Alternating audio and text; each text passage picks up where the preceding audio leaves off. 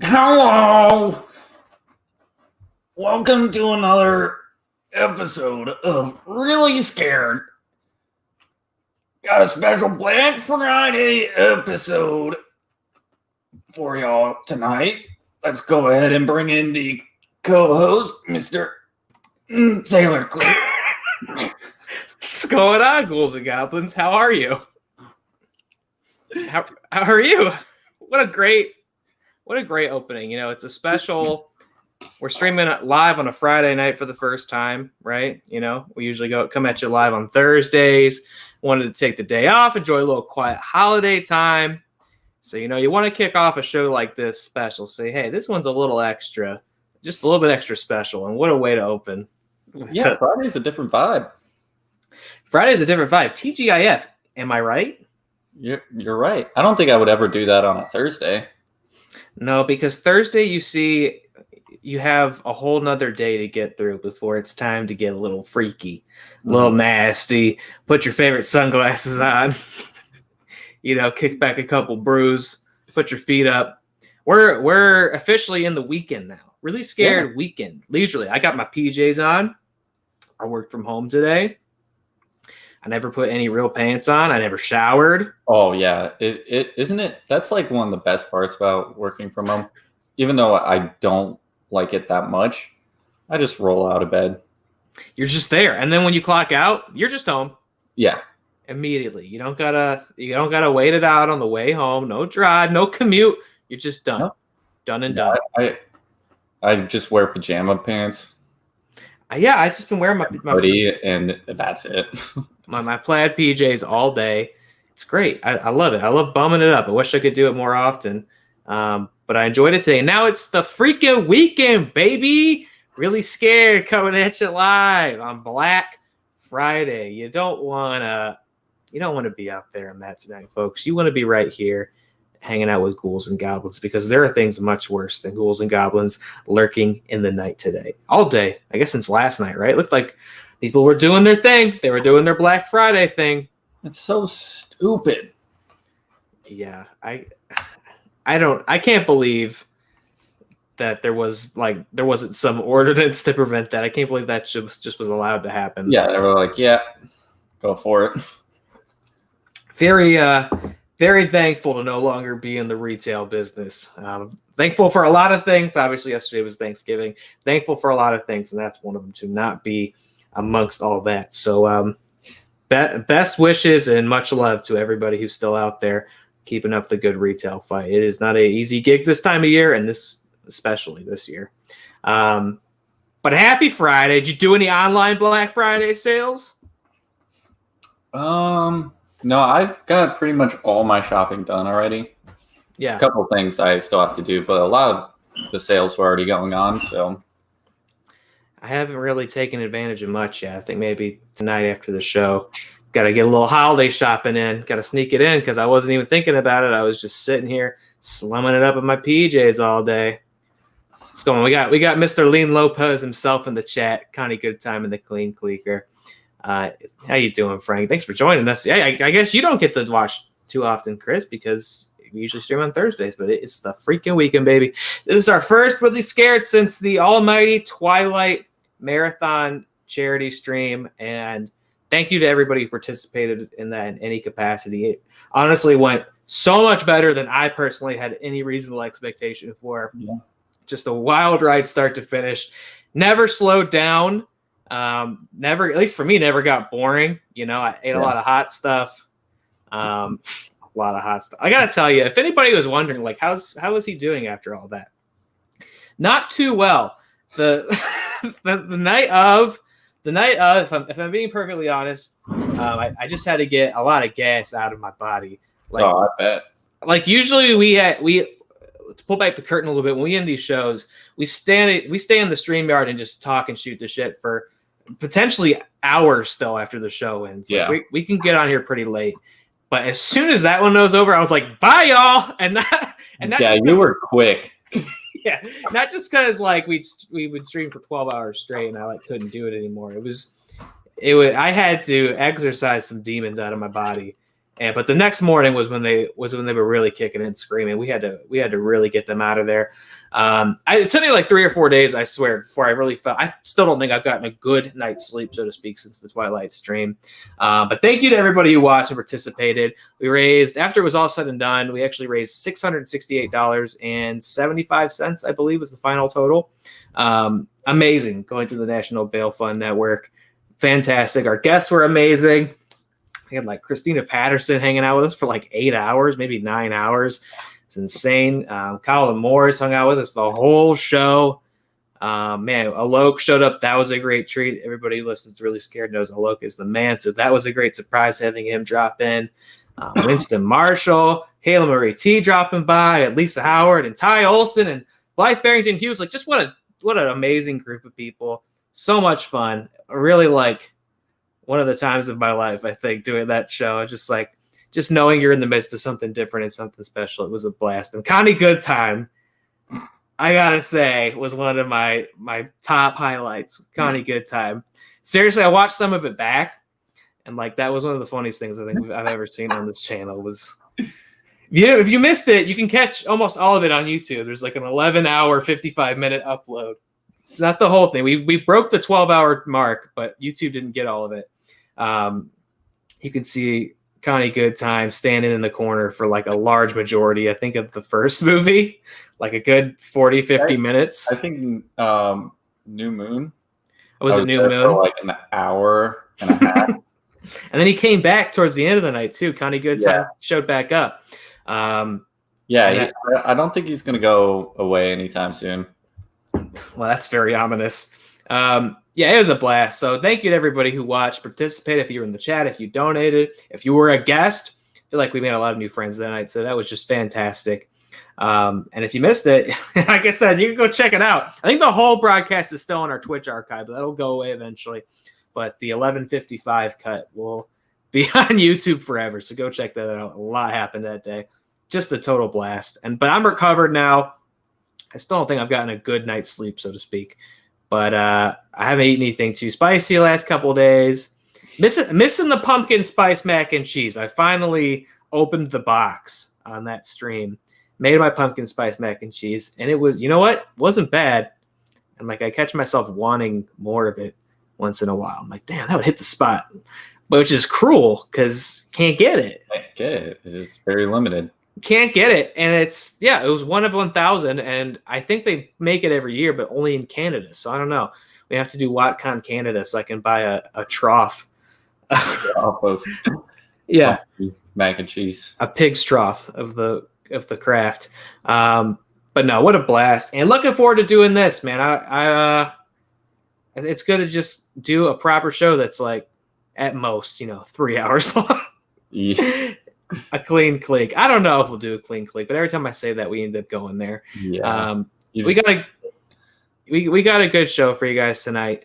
Of course, it is the last show of the month, which means it's our book club episode. This month, we of course picked "Clown in a Cornfield." It's too far away. "Clown in a Cornfield" by Adam Cesare. Can't wait to talk about this one. I think I tore through this faster than anything else we've read on this show thus far. Just a total blast. We've got plenty of horror movie news. Got a good grouping of horror movie news to talk about tonight, so that's going to be a lot of fun. And just going to be kind of a laid-back Friday night show. Looking forward to it. Popped open my Christmas ale because it is that time of the year. What you got there, friend? Oh, you got the Holly Jolly Fatheads? Yeah, got a glare on that bad boy. But yeah. Love to see it. I don't know how strong is I never think I've ever had the Holly Jolly, to be honest with you. Bad boy's 7.5. He's pretty strong. Yeah, it's exactly the same as the Great Lakes in terms of alcohol content. I don't know I think I've always just rocked with the Great Lakes on the Christmas ale. Yeah, I would say that's the best, but I just wanted to try something different. I respect that. You got to branch out and experiment a little bit. Hey, we're talking about Black Friday sales. You know who's got a good one going on right now? Huh. Who? Might be the guys at Wretched Apparel. You can see, I won't tilt down too far so you have to look at my Plaid PJs, but as you can see, I'm rocking the Cthulhu t-shirt tonight. What do you got over there? I've got the Slasher hoodie. You weren't lying. These are good. These are really good. I like. Yeah, there's just something about the drawstrings. They're not Yeah. they're not your average drawstrings. No. And such a cozy fit. Am I right? Yeah. Very good. Love it. Very good. WretchedApparel.com is doing 15% off site-wide. The whole website. Everything there.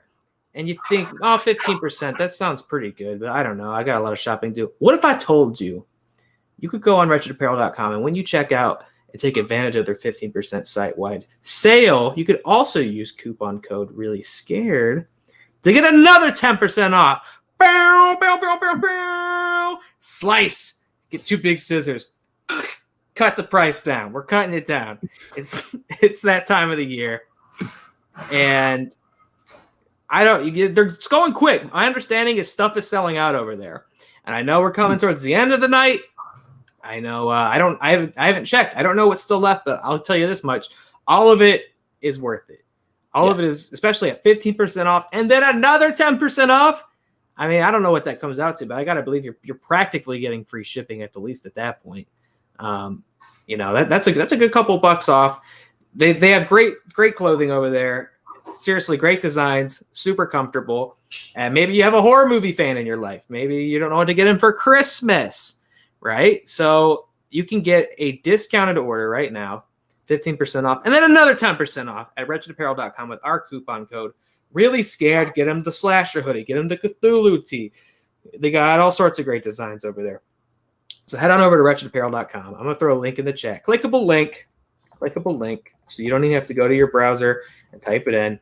You just click this bad boy right here. A new tab's going to open. Wretched Apparel. Put all the good stuff in your cart and use coupon code Reely Scared at checkout to help us out. Because it does help us out. Not only does it help you out, you get some sick shit for a great price. It helps us out because that's our sponsor, baby. Making the big bucks. Kind of good time making the big bucks. Help us out. Really, it does help us out. In fact, this little thing. Oh wait, no, this thing like covers up our Instagram. There we go. Covers up our Instagram. I'm gonna fix that for the next time. WretchedApparel.com, kids, go get your stuff. Before we get into the news, though, we got to start off. There's only one way to start off, the right way, the best way, and that's when I ask Connie Goodtime, what has he been watching this week? What have I been watching? Jesus. Shit, we stumped him. I watched all the Scream movies several times. Several times this week? Yeah. Damn, dude. I'm almost through the second season of the series as well. Watched that. Wow, you're just in the zone on Scream, huh? Yeah. Love it. I just love it. I also watched a couple holiday movies. I watched The Night Before. Oh, there he is. Night Before is good. Yeah, really good. Underrated. And then I also watched Office Christmas Party with what's his name?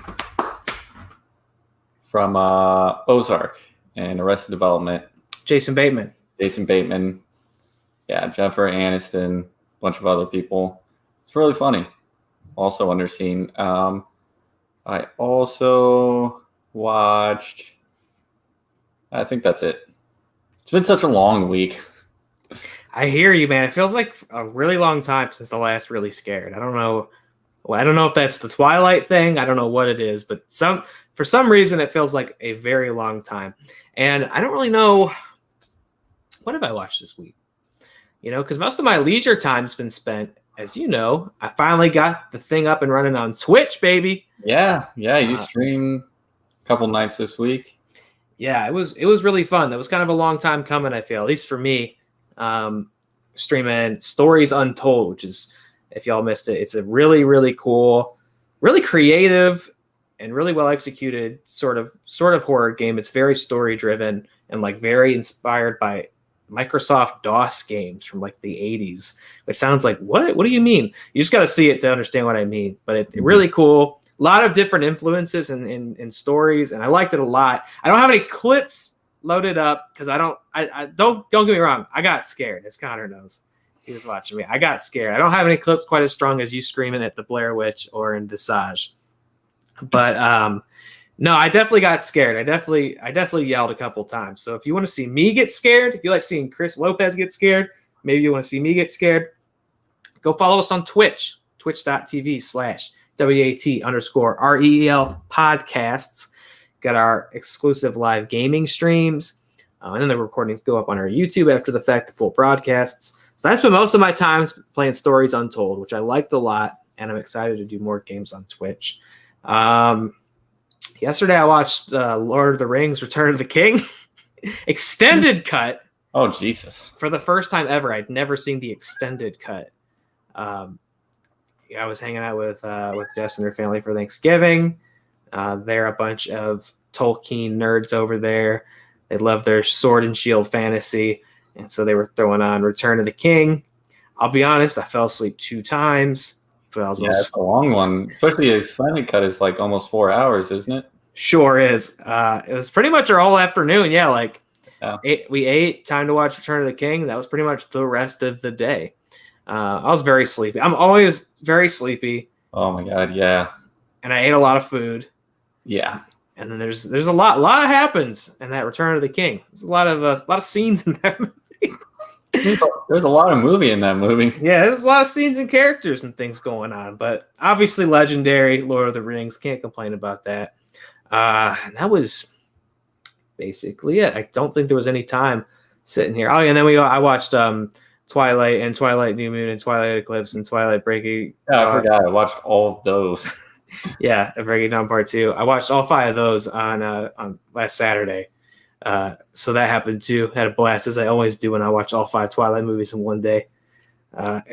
Historically, every time I watch all 5 Twilight movies in one day, I have a great time. Yeah, historically. That's pretty much all I watched this week. I forgot. I also started True Blood. Never seen True Blood before, so I started that. Wow, so you've had a real blood-sucking couple of days. Yeah. I actually have seen a couple episodes of True Blood, but all I really remember is that one guy going, "Sucky, sucky." Yeah. How are you liking it? A few episodes in, but it's what I expected. Is that good or is that not so good? I guess it's good. It's entertaining, but it's basically adult Twilight. Right. Yeah, it came in that prime time where everybody was like, "Oh shit, what vampire thing do we have?" And it was like Vampire Diaries came out. It's True Blood. It's not based on anything though, right? It's original. No, it's based on books.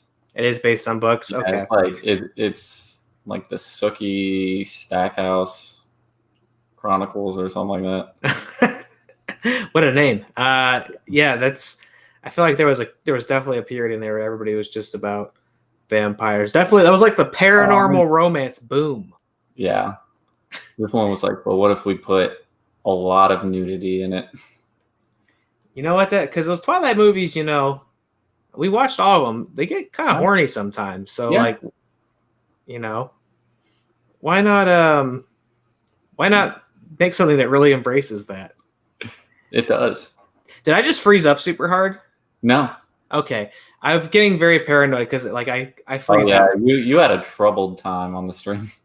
Which was so weird because look, this is the first time I've sat down and done this since Twilight, and it's not knock on wood, but it's not happening right now, and it never happened prior to that stream. I don't get what happened that day. I was just truly cursed. Yeah. Like an unfair god frowned upon me that day. They just wanted to fuck with me. It's unfair. But so advance warning, if I just vanish, don't worry, you're in good hands. Kind of Good Times got you under control here tonight. He'll be manning the board. So right now, okay, there we go. It keeps freezing out. Maybe on your end, but over here you're not freezing.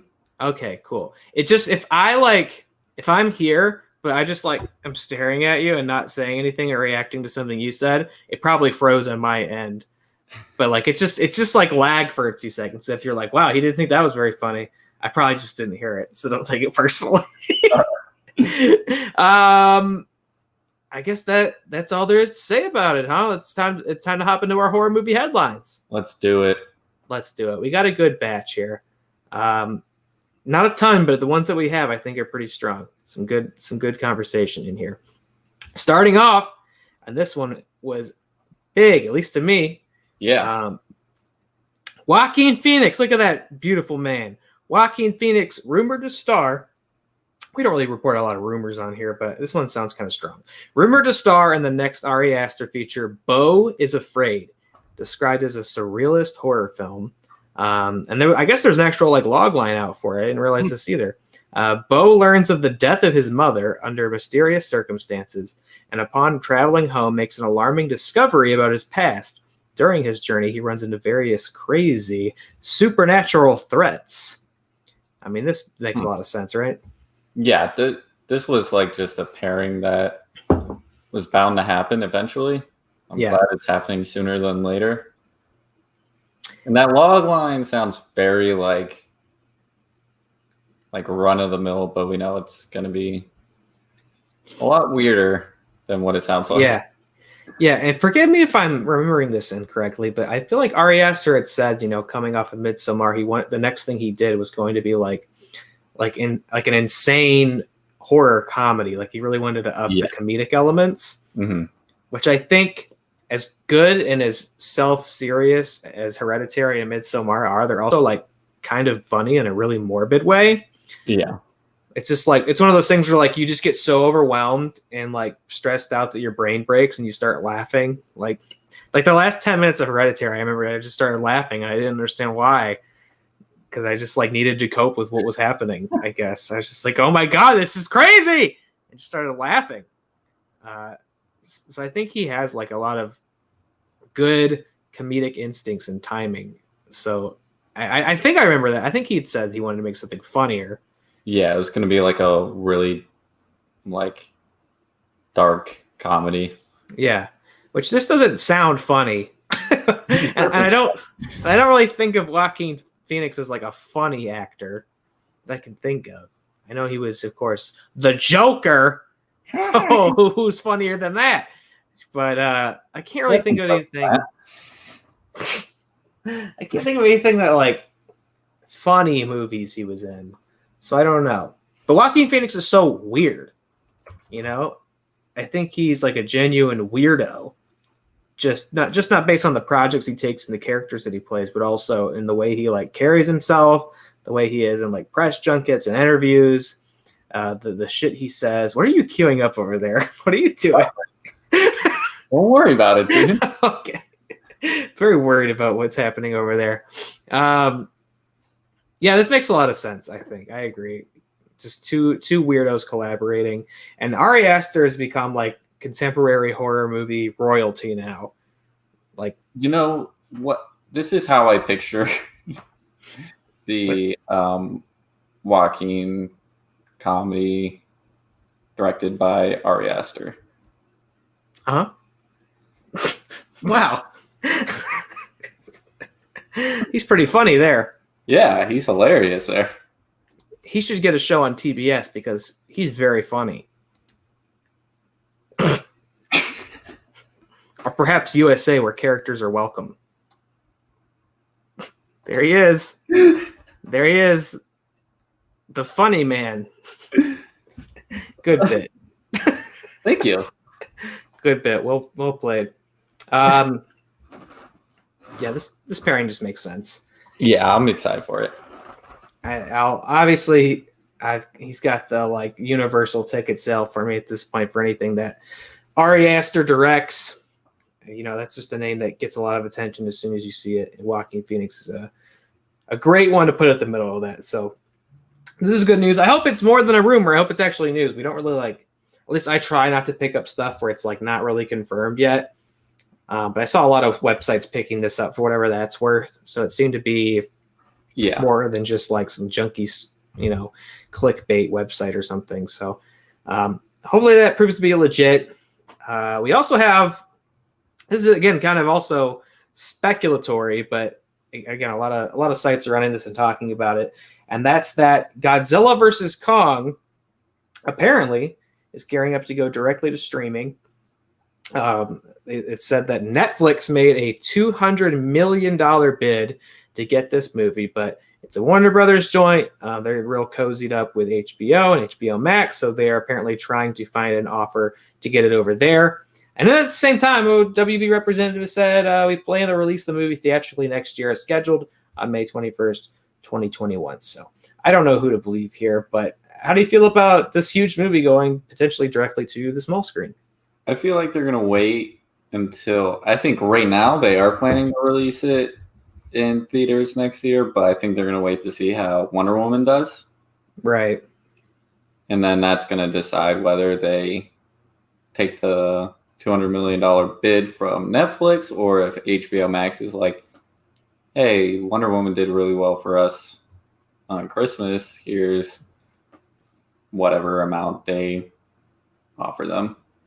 It's kind of tricky for me to like figure out how you would gauge, how Wonder Woman does, so to speak. Like, I guess it's just how many people's like new signups did they get. And then I guess the next number you want to see is like how many of them actually stuck around and paid money after their trial periods. So bigger brains than mine are tasked with figuring out whether things like that worked. It would be like, I get it. And don't get me wrong. If they were like, yep, you're going to get to watch this on the service you already pay for in a couple weeks, like I would be over the moon about that. I would be marking my calendar and counting it down and watching it as soon as that bad boy showed up on the feed. At the same time, like, God, I can't think of a movie that's less suited to go direct to streaming than Godzilla versus Kong. Like, you need to see this on the biggest screen, just these two behemoths fighting.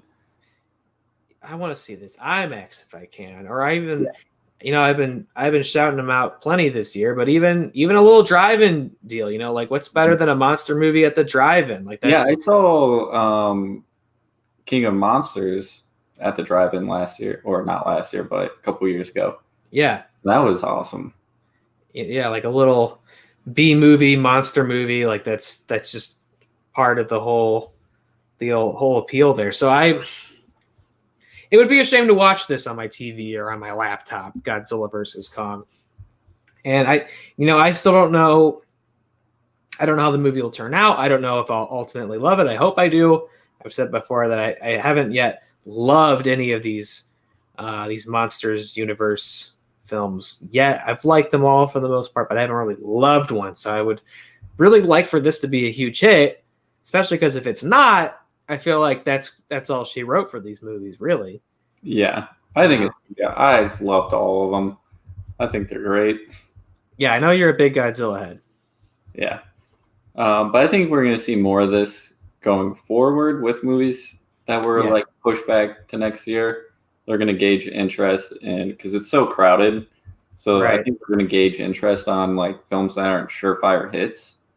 Yeah, and I guess this is kind of decide whether or not they'll have better luck and better word of mouth just putting it right to streaming.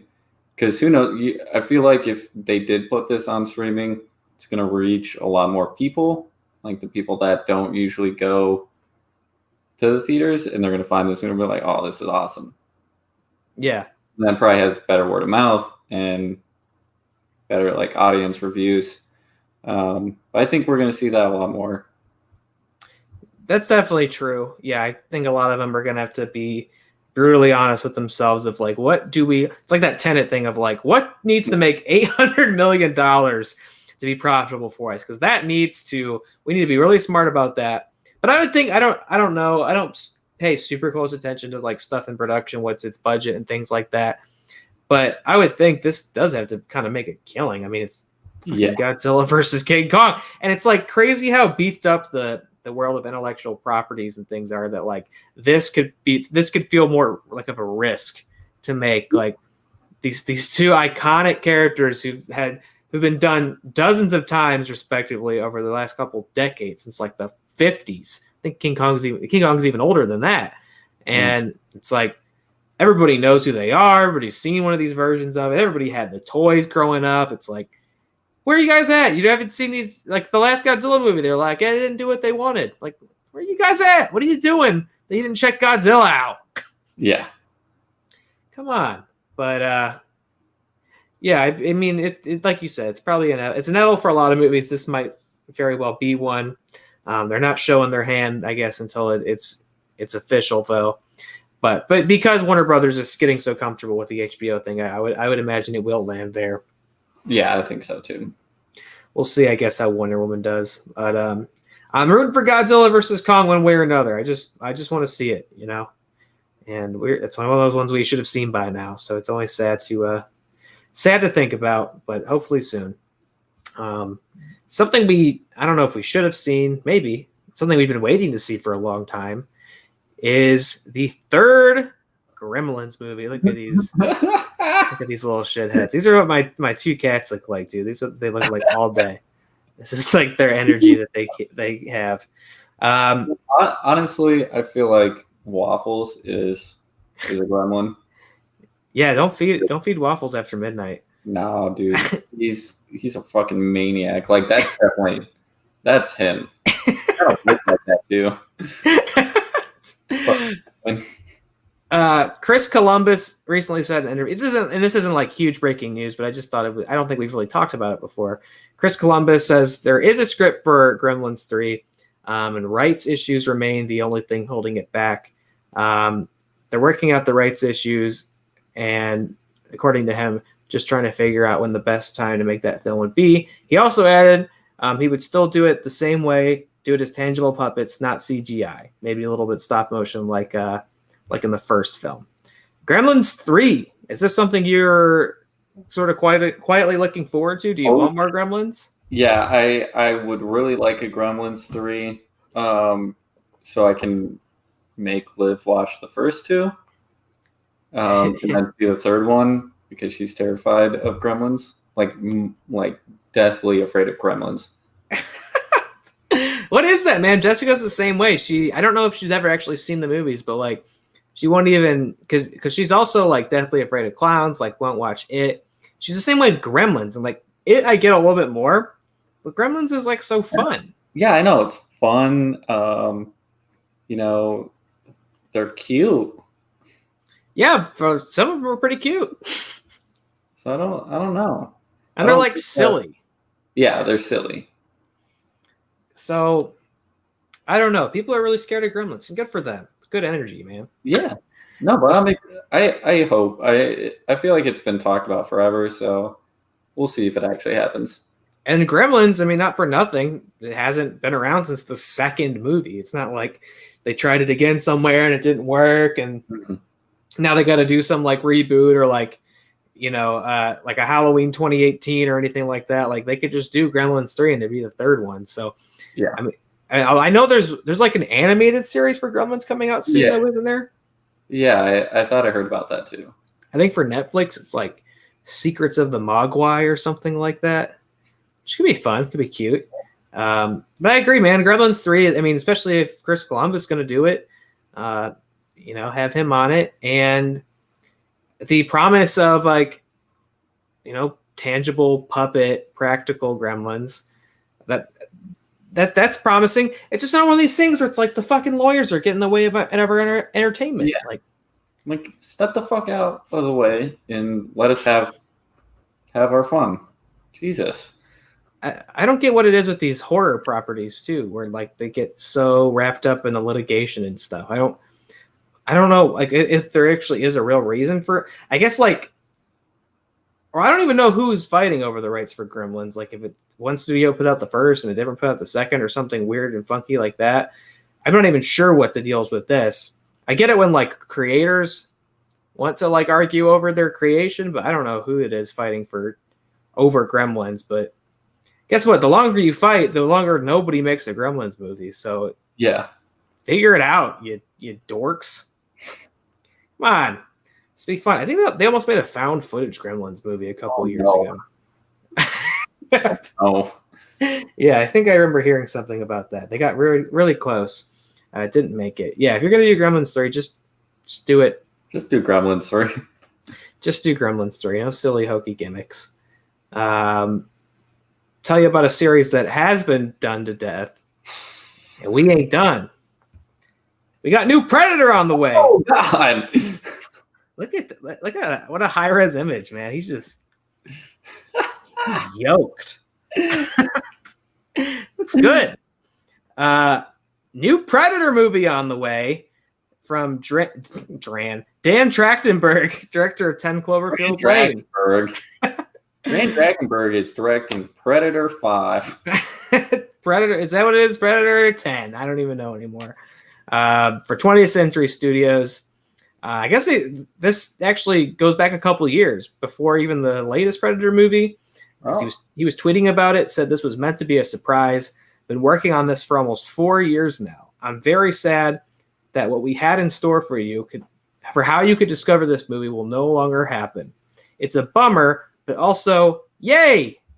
So it sounds like they had some sort of clever like announcement marketing hook, which makes a ton of sense. Probably like Blair Witch. Yeah. A few years ago where it was the woods. Right. And they released all kinds of promo material. They released a trailer. They released posters. Like I have one of the original The Woods posters before it was Blair Witch.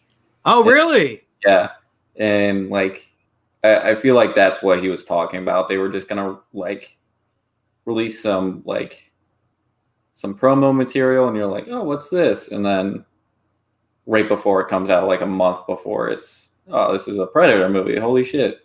Yeah, which would make a lot of sense. I mean, he also did 10 Cloverfield Lane, which was, started off as not a Cloverfield movie, and then in production became a Cloverfield movie. And then, they announced like, hey, you can watch this in 3 weeks. And then it went to theaters, so. Yeah.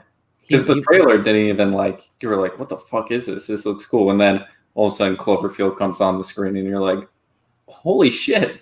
Yeah. He must have really liked that approach and that experience. Because I love that approach. I love it. Yeah. Really hard to pull something off like that now, as you are seeing with this Predator movie, because it's apparently been in some rendition of production for 4 years.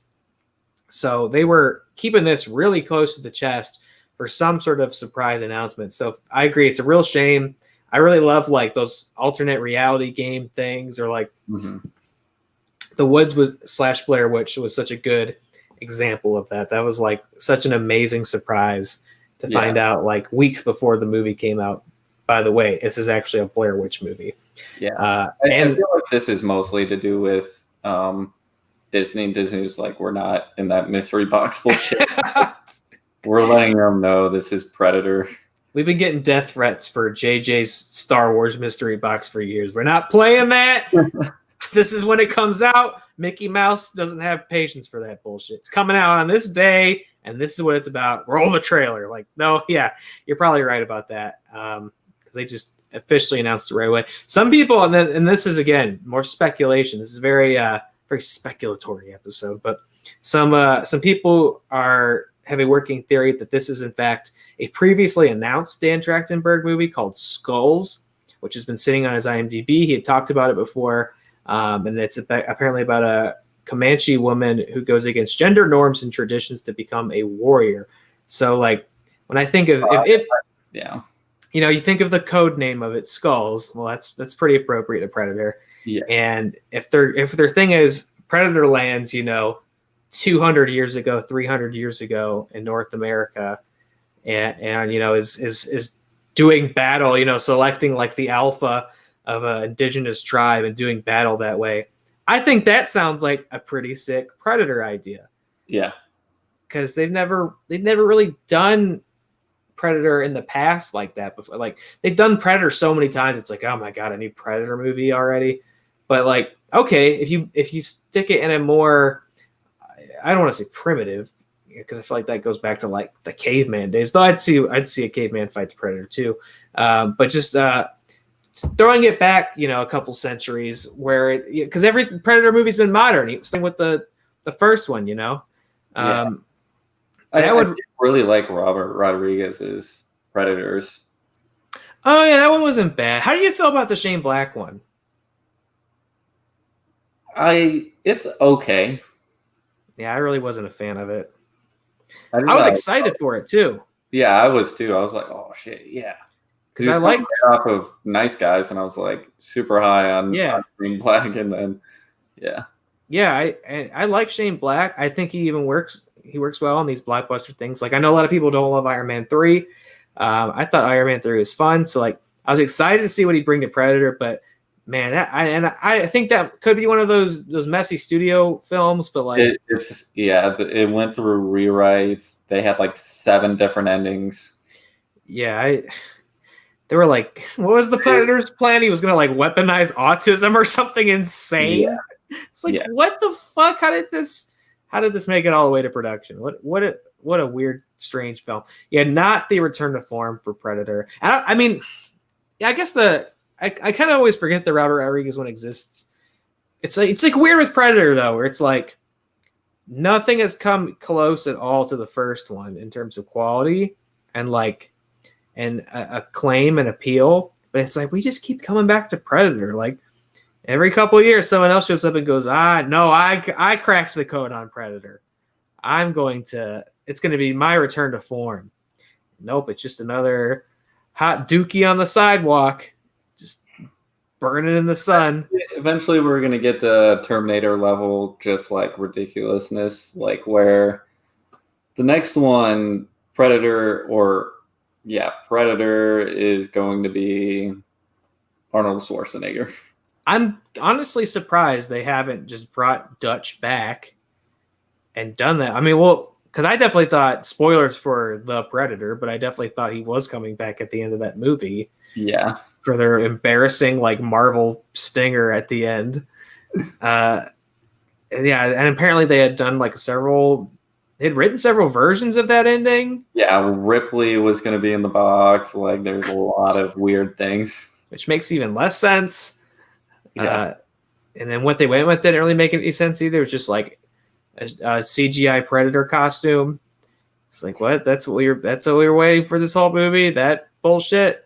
And now they're never going to follow it up. It's just, and obviously we have the Alien versus Predator movies where like Alien's the same thing. Like not since the second one has anyone even gotten close to like hitting that benchmark.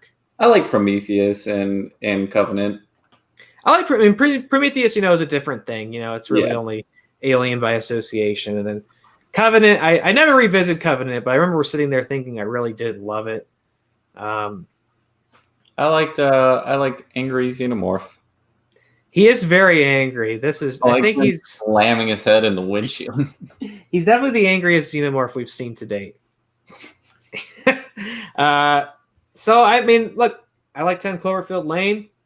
Yeah. Sounds like they had a cool kind of gimmick behind this. A shame that maybe that's not going to work now. But if the idea is like Predator in pre-colonized North America, fighting someone out in the elements, that does sound like a return to form. And an opportunity to do something different. And no big stupid CGI suits or anything like that. I think that could be cool. Just back to basics. Not in the respect that old Grandpa Schwarzenegger's coming out. Come on! That's it. That's all. That's good. Thanks. I'm not doing any more after that. I had no Christmas ale to do. No. Come on, you fun! You funny son of a bitch. I don't know. No more. No more. Oh no. Oh shit. Did I freeze? No, I'm good. Right? No, you're good. You're good. You're good. I'm so scared of that. So whatever. New Predator. If this one doesn't work out, they just need to not look at the Predator for like 20 years now. Yeah, and then instead go back to Cloverfield and give us a new Cloverfield. Yeah, or we're supposed to get a new Alien under. And Trachtenberg do it. Yeah, that could be good. It could be good. Work it back up and do Alien versus Predator again. They should do. Was Terminator also Fox? Yeah. They should do Alien versus Predator versus Terminator. Just say fuck it. I don't know if they can do Terminator anymore because they went to Paramount. These lawyers, dude, getting in the way. Well, I feel like they could work something out. Because that was the other Alien versus Predator versus Terminator versus. Yeah, that was a comic I owned. Alien versus Predator are just like they cross over with anybody who would do it in the comics. Ninja Turtles. I don't know the Alien and Predator. I know Ninja Turtles have been teaming up with like Batman and stuff lately. Oh shit. Those comics are pretty good. I know Aliens and Predators fought Judge Dredd. I know they fought Batman. They fought Superman. They fight everybody, dude. They don't give a shit. They'll fight anyone. Doesn't matter. I'll love to see those. That's it. They'll do that. Find some. I bet you they got something else cool for them to fight over in the Disney Fox vault. Make Predator and X-Man or something. I don't know. Fight the Avengers. I don't give a shit. There you go. That's it. That's a good movie. Predator v Moana. Oh, that would be cool. Just do like a Disney animated Predator movie. You have the you have the resources now. They can do it. You could there's no reason they couldn't do it. You could be like on Predator Planet, and the main character's a Predator princess, and she doesn't in all her life she's getting raised to kill things for sport. She's like, God, I just don't really want to kill things for sport. I would just like to open up a bakery. And her dad's like, you can't open up a bakery. You have to pull things out spine first. Don't disrespect the family name. She's like, and she's I don't want to be a predator anymore. Yeah, she's like, we never get a choice. We're just all predators. Like, once in my life, I just want to be me. And then she could sing a song and all those mandibles come out. Imagine it, she hits a high note and she's just like, ah! That could be good. I don't know. I'm just spitballing here. Yeah. I just keep thinking about Predator and a princess dress. Like this one. Just in a nice pink dress. The dreadlocks are blonde. Okay. Yeah.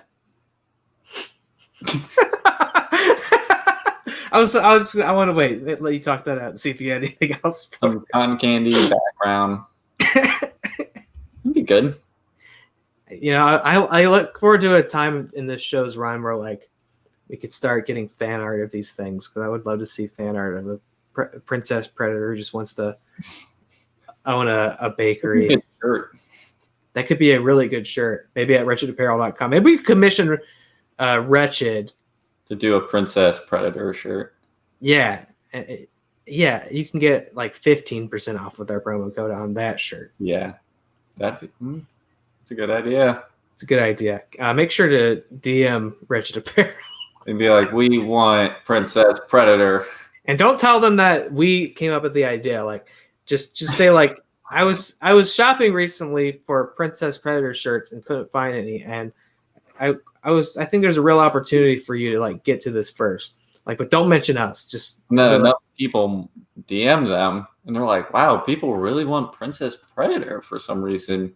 They would have no choice but to be like, "We would make a killing on this." Yeah, this is a totally by happenstance coincidence. Just people really want this right now, so I'm going to commission amazing artists to make it. So I'm just saying that could be something you do. There's a lot of things you can do to support the show. That could be something, and you can also. And then you could have the shirt afterwards too. That'd be great too. What a weird tangent. Hey, those Universal monsters, you're gonna get some more of them. Yeah. Apparently, they just never stop. Because Phil Lord and Chris Miller are apparently directing an untitled Universal monster movie with our man Channing Tatum tapped to star, described as a modern-day tongue-in-cheek thriller inspired by Universal's classic monster legacy. It's said to be a bold reinvention of one of the studio's most beloved characters from the Monsters universe.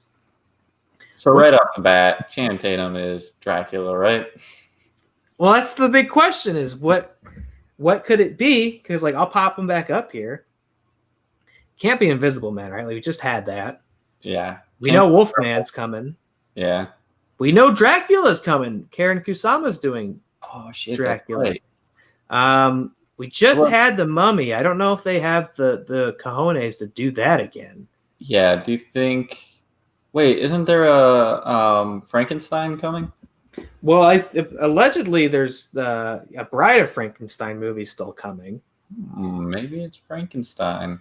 So maybe it's classic all that's left from this chart is Frankenstein, the Phantom of the Opera, or the Creature from the Black Lagoon. Yeah. I don't really know that I can see Channing Tatum doing any of those things. And it's one of the most beloved characters from the Monster Universe.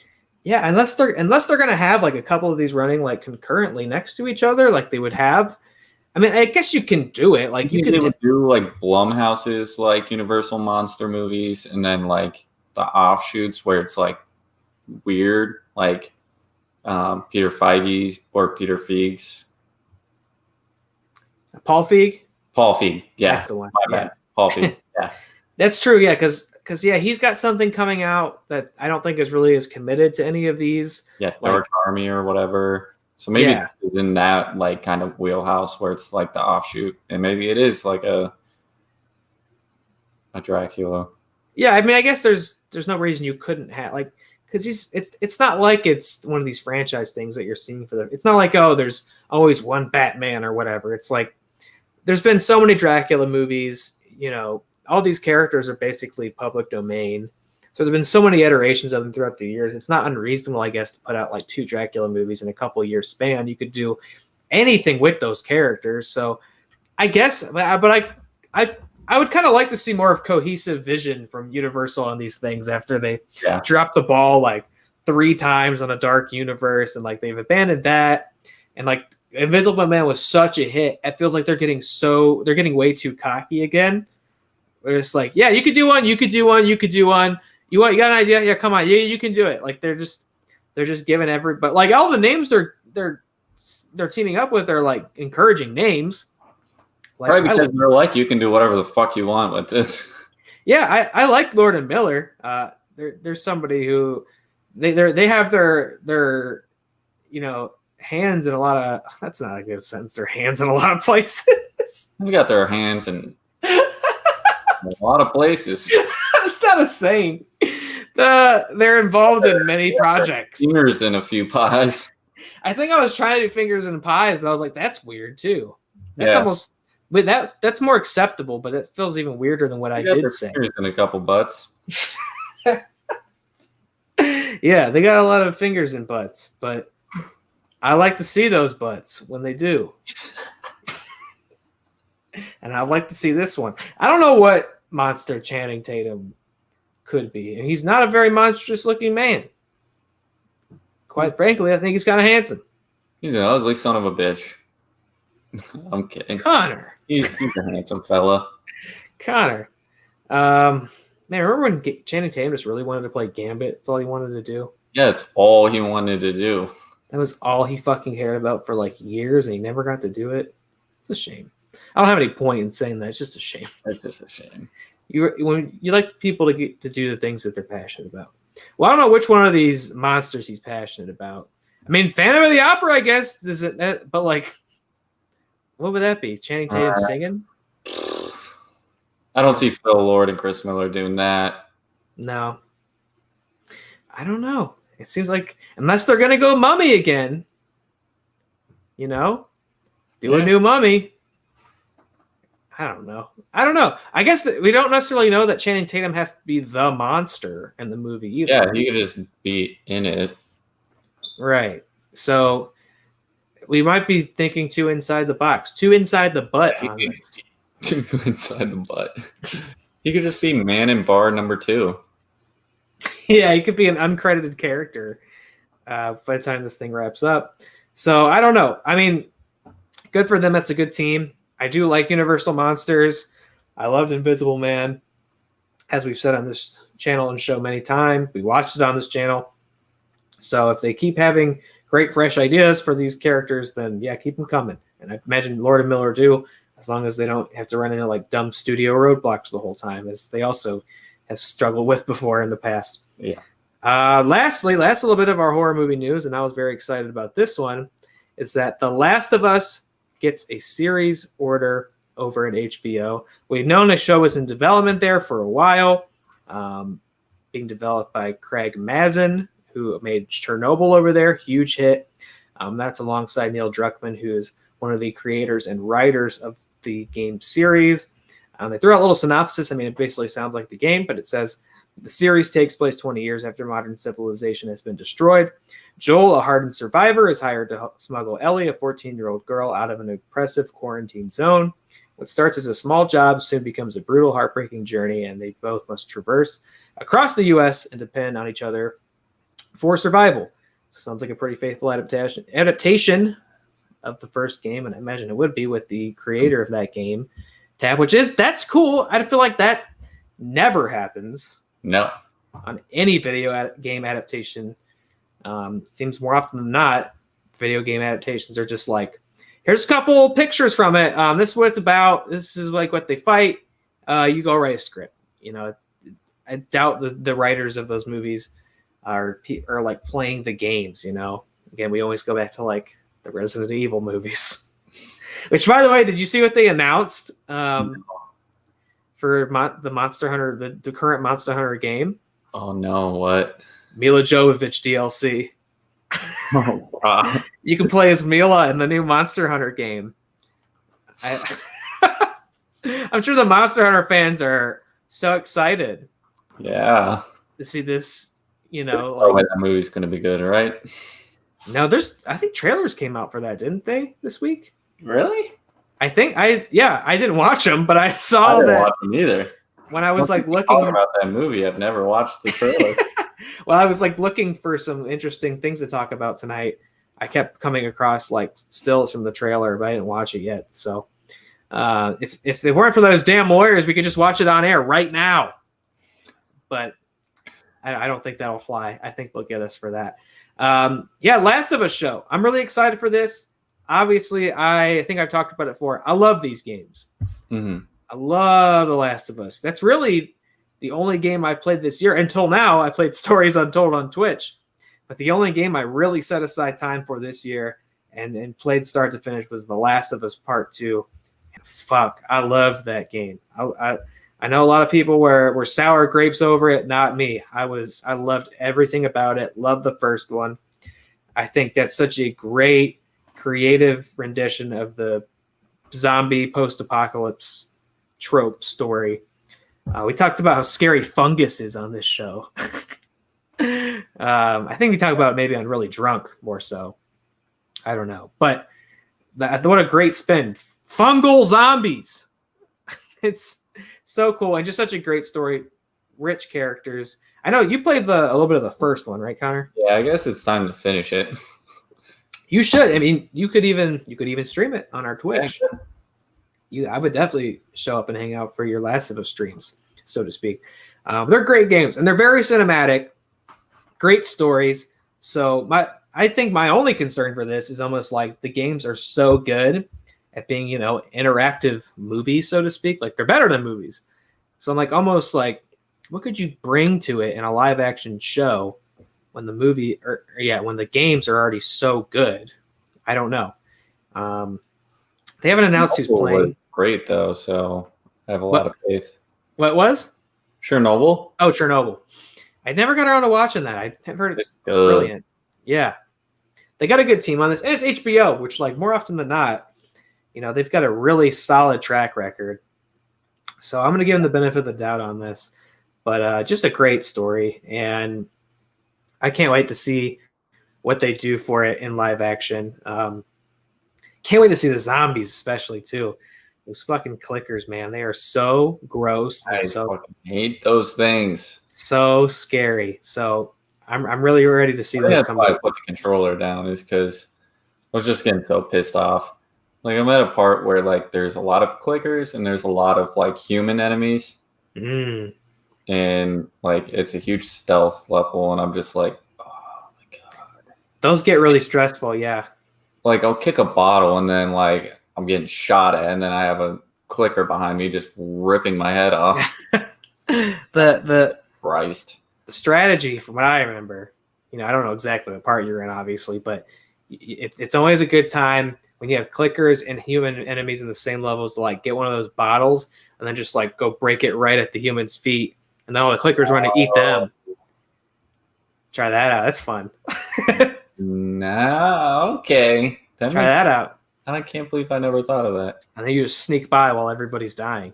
That's always fun. There's some good segments like that in the second game. The second game also has, I mean, again, granted I didn't play a lot of games this year, but even just generally speaking, one of the scariest sections I've ever had in the game. So much so that I like put the game down, and I guess kind of like you, I put it down and like didn't play it for 4 weeks. And every time I thought like I was going to play Last of Us 2 again, I remembered that it wasn't even like before the boss fight. It was like a checkpointed me in the middle of it. It's like I knew as soon as I booted it up, I wouldn't even get to think about it for a second. We would just be going. And like I couldn't get myself to do it. I was so stressed out about it. I was like, no, I'm not ready for that shit tonight. So it took me like a month to get back to it. The second one's great. So I'm looking forward to seeing this show this game come to life in the show because they do have a great team behind it. So that was good. That was promising.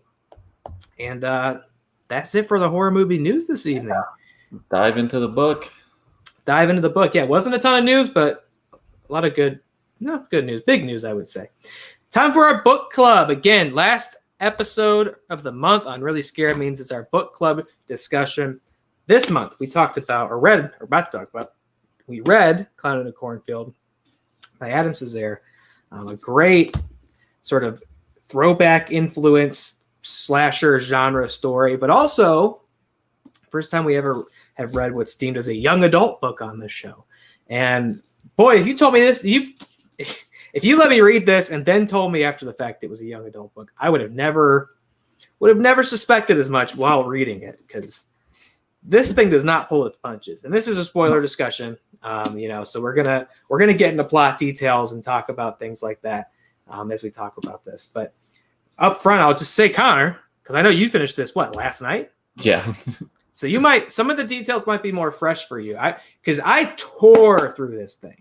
Yeah, I mean, I waited until the last minute to read it, and I tore through it as well. Yeah, it's like I started right at the top of November, and it maybe took me a week and a half to have read the whole thing. And which is, I guess, kind of the appeal of young adult stories, is that they're usually written to be able to get through them quickly. Because they're appealing to a younger audience who maybe don't have. I don't want to say don't have a attention span for adult literature, because that sounds kind of demeaning. But that's the idea, and that's why I think some people kind of frown upon young adult fiction as well, because they feel like it's at a lower category than adult fiction. But I don't think that's true. If it's a good writer and it's well written, then it's a good book. This is a good book. But enough blabbing. The book we've read so far. Your favorite? Jesus, that answers my question, because I was about to ask, what do you think about it? I loved it. Yeah, I read it in the last 4 days. Yeah, 4 days. That's even faster than me, I guess. Yeah, damn. Yeah, the first night I read like 80 or so pages, and the next night didn't read it, and then the last 2 nights I read like 140 and then like 160 pages or something like that. Like I tore through it. It is definitely a page turner. Like I would say the first half really is set up, but not in a way that's slow or like poorly paced. But the first real half is kind of building up to what is eventually what story it's eventually going to be. Yeah, which is like this sort of Halloween inspired slasher movie. After the first murder, I was like, I can't put this down. Yeah, but once it gets there, oh my God, it is relentless. Yeah. You don't get like a moment to pause or breathe once it really kicks in. And it kicked in. And it's a young adult book, and so it does have this very coming of age setup. Kind of a familiar setup, not just for that kind of story, but also even for like a slasher story. But it's not pure like nostalgia. Like it's not set in the 80s. It doesn't feel like it's just an unoriginal riff off of like the genre, and it's like super derivative or anything like that. Like it definitely is playing with what I would imagine someone that's 14 or 15 is dealing with in the midst of all this. It's very contemporary. So much so that it like made me feel almost kind of old reading it, like a story about kids, because it's very of the now. It's very cognizant of like social media and trying to go viral and having an online presence and building a platform and things like that. Like, but that could be like I don't think I could write a story like that. I think if I tried to write a story about 14-year-old, 15-year-old kids living now, it would be very like Steve Buscemi. Hello. How's it going, fellow kids? Yeah, I would be so scared because I feel like you run the risk of coming across so phony doing that. And like, if it doesn't read how it should read, if it doesn't feel authentic, it's going to be really apparent and embarrassing. But this doesn't. I don't think so. I don't know how old necessarily Adam Cesare is, but I'm sure he's older than I am. So he's even further removed from this generation. Maybe he has kids. I don't know. But it opens on like on the making of like a viral video and like kids making like shooting YouTube videos and Instagram videos and a tragedy befalling because of that. One of the main eventually the main character's little sister dies due to their negligence, and they're like concerned over making this video and going viral and streaming to an audience. As hey, I get that much at least. I get how that feels. Nobody's died on the set of Really Scared yet, at least that I'm aware of. But then it kind of sets the tone. Like it feels very prologue of like kids are having fun and terrible shit is happening in the background. I know you. I feel like you texted me or something that you were kind of taken aback by how intense that opening is. Yeah. The opening is like I was like, oh, okay, like this is just like a high school party, and then it got pretty bleak pretty fast. I was like, oh yeah, yeah, okay, yeah. It gets heavy, and I think it's also worth saying that like this, it doesn't feel like it's condemning, like a modern teenager and kids for being the way that they are, having the interests or aspirations. In fact, I feel like it's more supportive of them. And in saying, hey, the times are changing. You have to go with the flow instead of looking at the generation, ahead of you and condemning them or criticizing them or feeling like they're down, they're further down on the totem pole or like lack the class or the quality you had, which is obviously I think every generation goes through that. Everybody thinks shit was better when they were growing up. They think the food was better and the movies were better and the art was better and the music was better. We had Bosco sticks. Clearly we had the best generation. Do you think kids these days don't have Bosco sticks?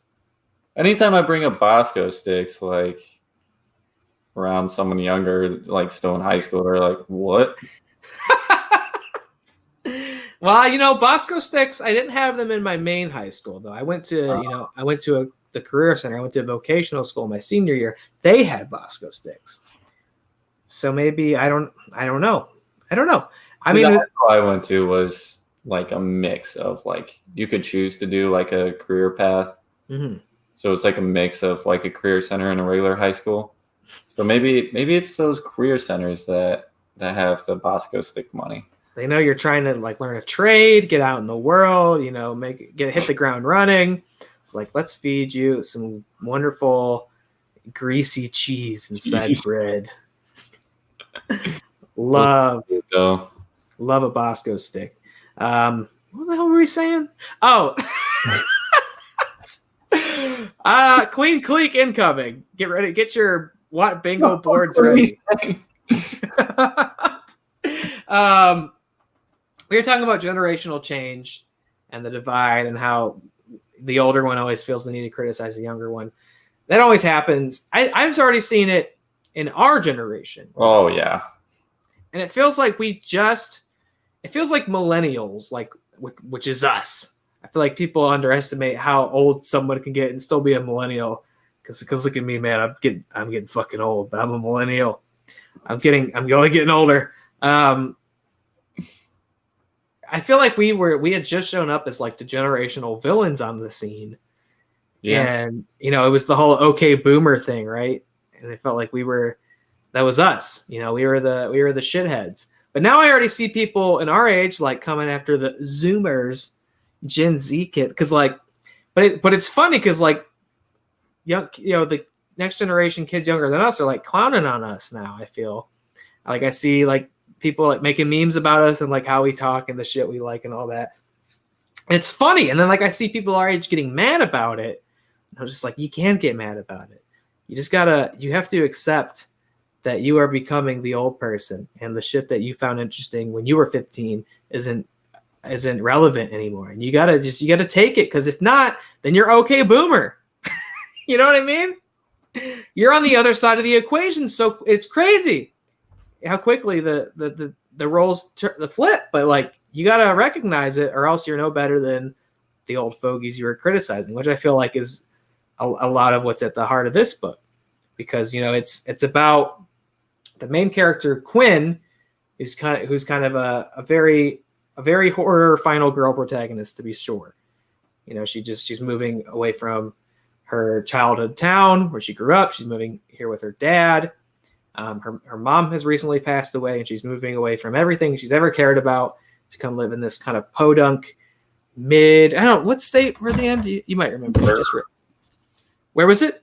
Missouri. Kettle Springs, Missouri. Right. It's a fictional town, but it's in Missouri, which is very rural, middle of nowhere.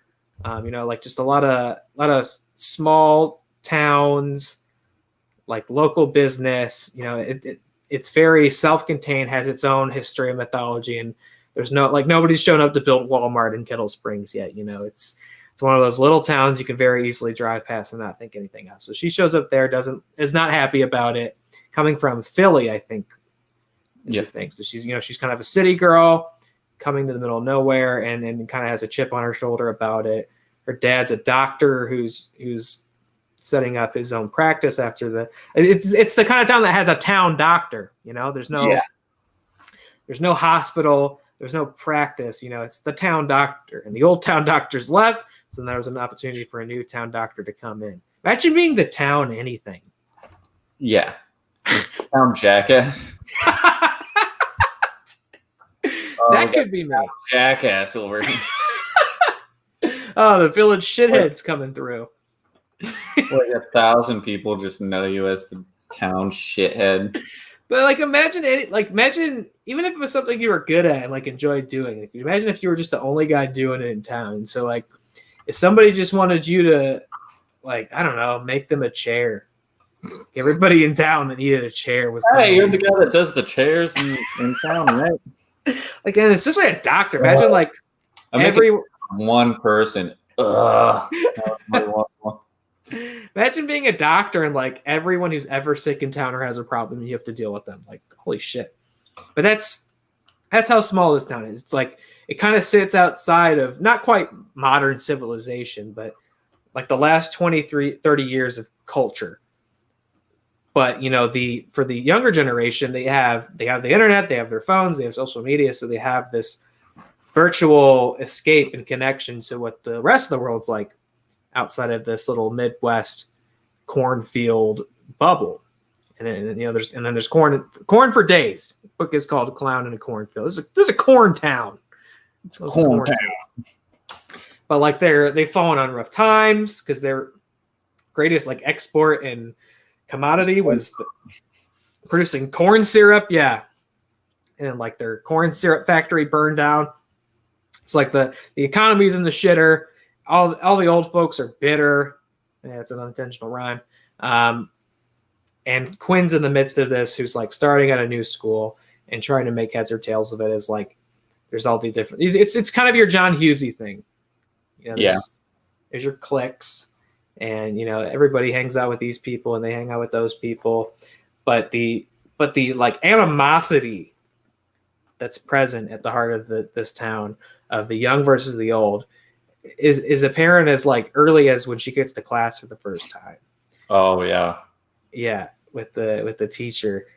What did you think reading that scene where and I should say this is the scene where she sits down and she watches like the kids argue with the teacher and like just has the audacity to kind of snicker, and he freaks the fuck out on her and throws her out of class, and he's like banning her from he's just like kicking people out left and right, just banning them from a public event. Yeah, like not even a school related thing. You're banned. Right. Okay, boomer. Right. This is This is when OK Boomer goes too far. That's this book. No, that seemed like it's one of those parts that just make you mad. Yeah. Like I just felt mad and I didn't know why. I was like, oh God, I fucking hate this. Yeah, because the adults are being very unfair to Just all for the kids. no reason. And there's like, it feels very tribal. Like she's new in town. She doesn't know anybody. And like, even before we really get into where the plot's headed, there's that scene at the diner with her dad. And like the sheriff walks in and like the waitress is looking at her differently and the sheriff's looking at her differently. And they're like, they seem to be annoyed that she exists by only through the fact that she's young. Yeah, it's like another one of them. Just like, what do you want them to do to not be born or exist? Like go to Florida like every other old person. Yeah, you can't be the last generation. There's going to be more of them, like you can't just like that's why Florida exists, so you can move to Florida when you're old. Just a manhole for geriatrics. Just dump them in. Dump them in. Just shake out the wheelbarrow. Yeah, it's so tense. It's so tense. And it opens up on the girl dying. So my thinking was it was probably always related to that, but you don't really get up to why everybody in the town feels the way they do until closer to the end. Yeah, because no one really talks about it. It's always like alluded to, but nobody really wants to talk about it. Yeah. And that's kind of the first. How do you feel about the pacing in that first half? Because it does take a long time to get to the real. I like it. It's like a classic slasher build-up. Yeah. You're like setting the rules. You're setting up the characters. Like it's all there. It's all like slasher rules. Right. And I feel like this one, if I was going to point at any slasher movie, and it has elements of like all the big ones, but if I was going to point at one and compare it to it, it probably would be the original John Carpenter Halloween. Yeah. And that it really takes its time. And this even more so because, even that at least has, every couple minutes, Laurie's walking home and Michael Myers just peeking out of the bushes or something, just to kind of don't really get any clown until the second kill. Yeah, it's called Clown in a Cornfield, and you look at the cover and it's got a big scary clown on it made out of corn. And you read it and it's about killer clowns. So anytime a clown shows up, I guess it works kind of like. Yeah, I guess so, yeah. You're like, oh, is this? Because I kept wondering oh, is this going to be it? Is this where it's going to kick in? Is this when it's going to start? But not in a way that I was antsy about it. Yeah, because when they're at the festival, the clown drives by her on that tricycle or whatever. Yeah. I was like, oh. Is this it?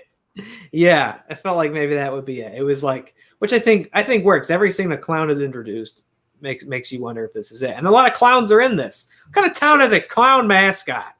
Yeah, I would not move there. I would not move there. No. I hate clowns, but I love it.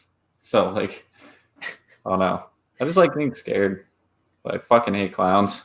Yeah, clowns everywhere all the time in this. And yeah, that scene at the what is it? What's the name of the event? It's like Heritage Day or something like that. Founders Day. Founders Day. That's it. So yeah, they kind of have this local parade and festival. But anytime anything's happening in their town, this group of kids who Quinn eventually befriends just by stirring up some shit in class, they kind of just say, well, I guess you're hanging out with us now. You get to be our friend. And it's anytime the town tries to do anything nice, the kids come in and have to pull a prank or, stage an event or do a stunt. And they're always live broadcasting it on YouTube, always trying to go viral and get hits, and at that event is the big one where it goes off the tracks. They have this whole thing where they're going to disrupt the parade with fireworks, but it's not too like sinister. Like they're not the ones who are they're not trying to hurt anybody, but one of them just like miscalculates and lights up a bunch of M80s instead of what he was supposed to. And so things are exploding and the floats are going off the road and like a street lamp falls down and a lot of people almost get hurt. And that's the final straw. Had enough of these goddamn kids. Goddamn kids. It was almost like Scooby-Doo. A little bit. The sheriff character in this, I like. In my head, he sounded like Foghorn Leghorn the whole time. Yeah. He reminded me of did you watch Lost? No, I've never watched Lost. All right. Hold on. I'm going to find him. Keep talking, but this character I pictured this actor playing him like in the movie because it very much felt like a movie. Yeah. And I'm just anticipating hearing like or seeing the headline where it's like clown in a cornfield got bought. Oh, I didn't know this until I was just like really quick pulling up some notes about it tonight, but I guess it's been optioned. Oh shit. Okay. Well, yeah. There you go. So somebody does have the rights to turn this into a movie, which makes so much sense.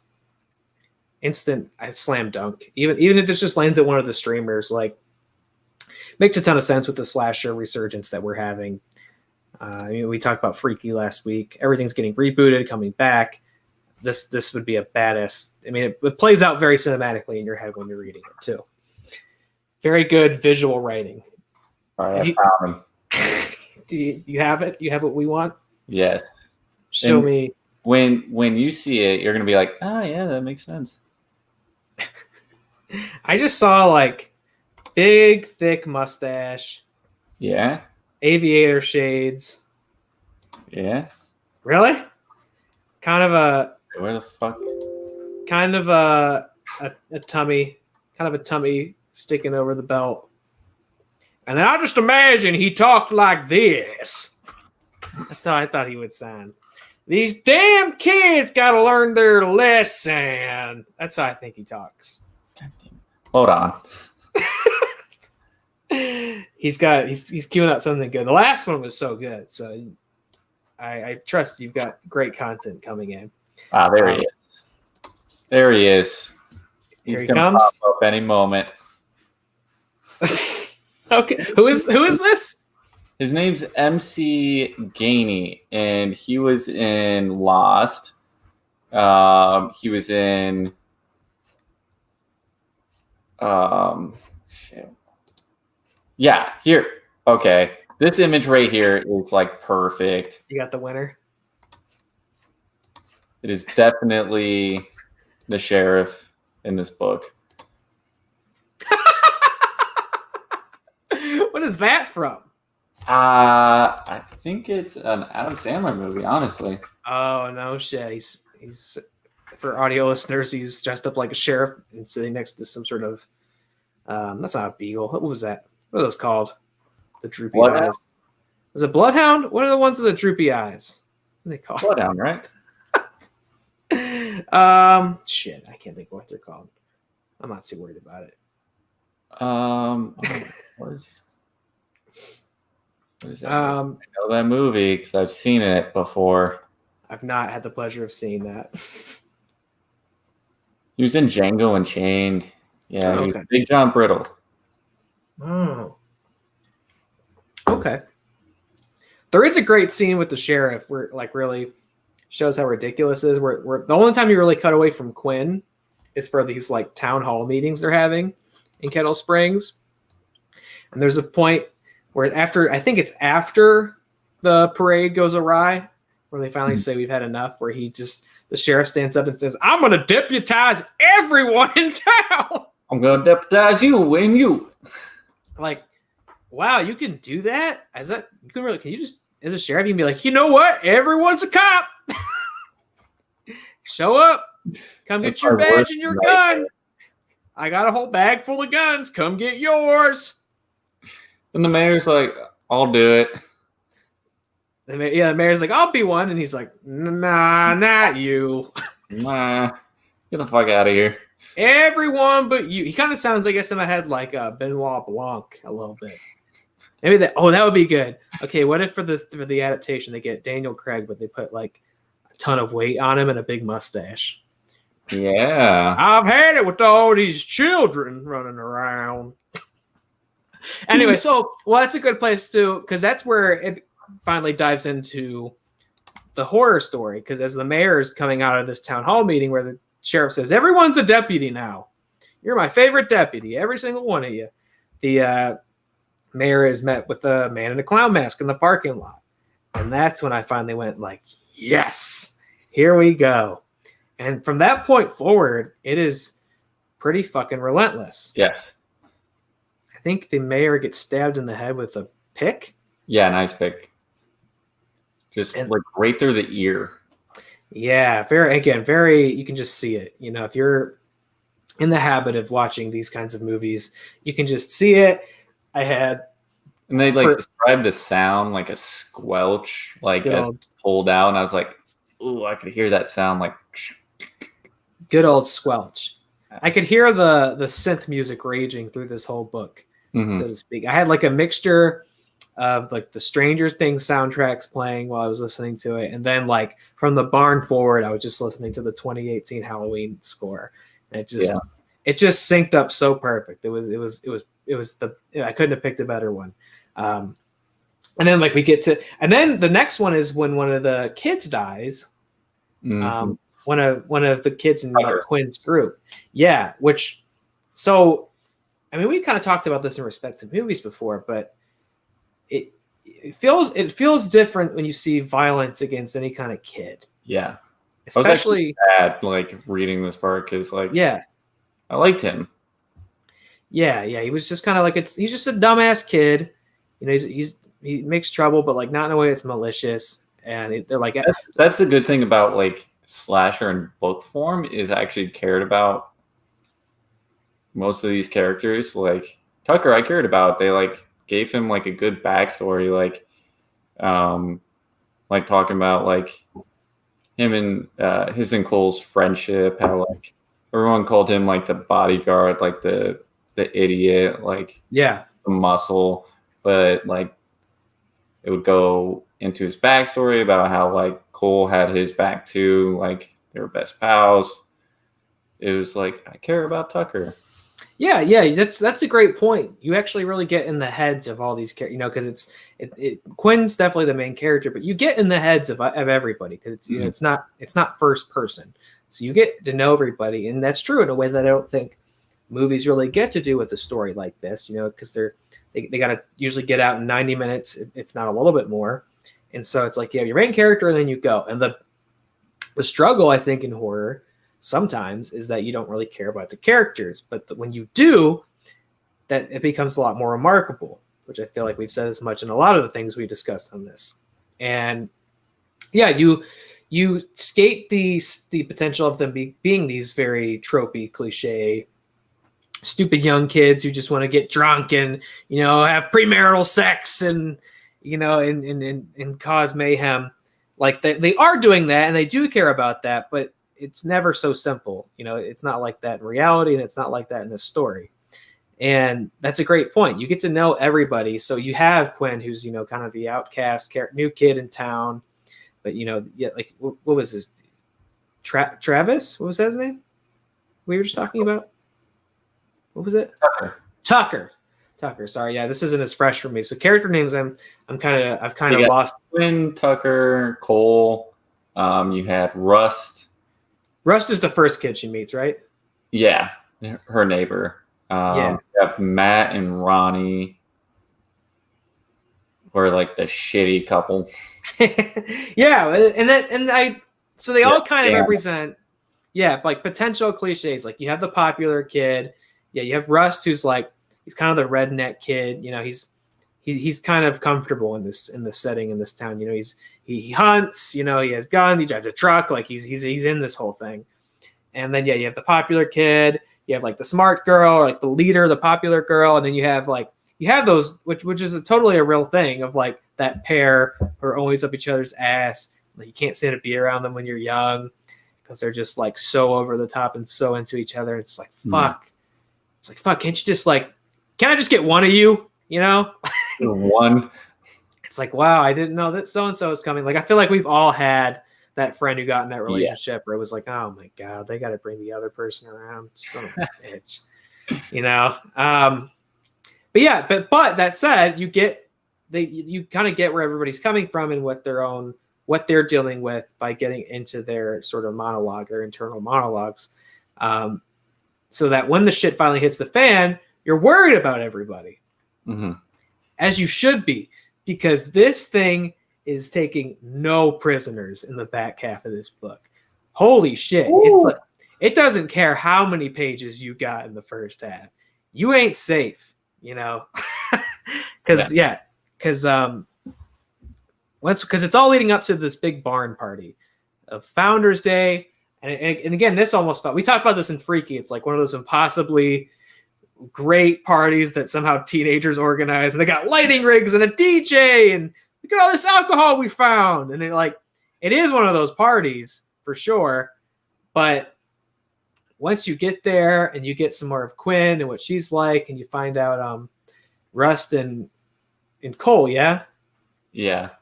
Hey, isn't Rust and aren't those the names of the guys from True Detective? Yeah, it is. I didn't realize that until I just said Rust and Cole.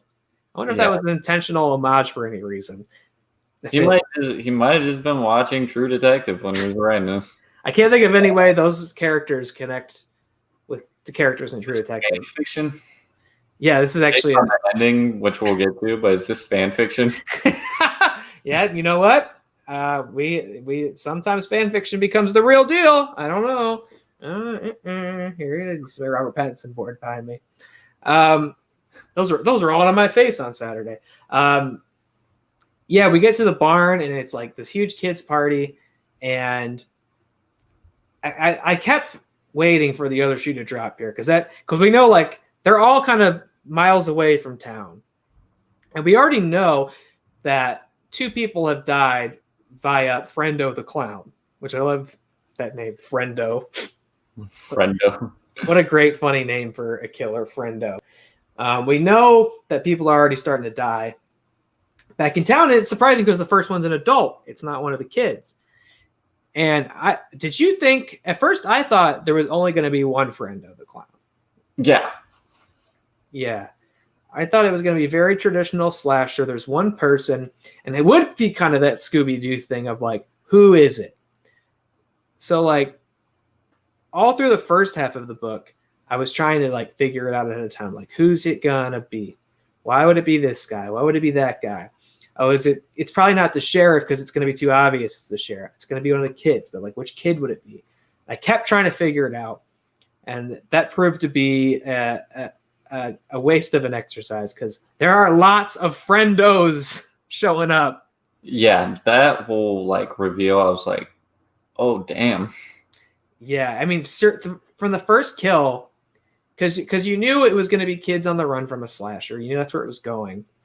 But like it happened so suddenly, without warning, without any sort of. It's not holding your hand. It's not playing nice. It's like Quinn goes out and starts talking to a girl who we've met previously in the book.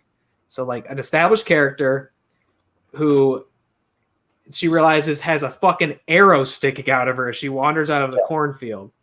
And then like before she can even get a handle on the situation, another one just fires off and kills her instantly. Yeah, she was like trudging along. She was hit in the head. So like she had blood in her, like just like coming out of her head. And then she had like an arrow in her thigh. And then she's like trying to like figure out what's wrong. Because that girl's Ginger and Quinn is trying to figure out what happened.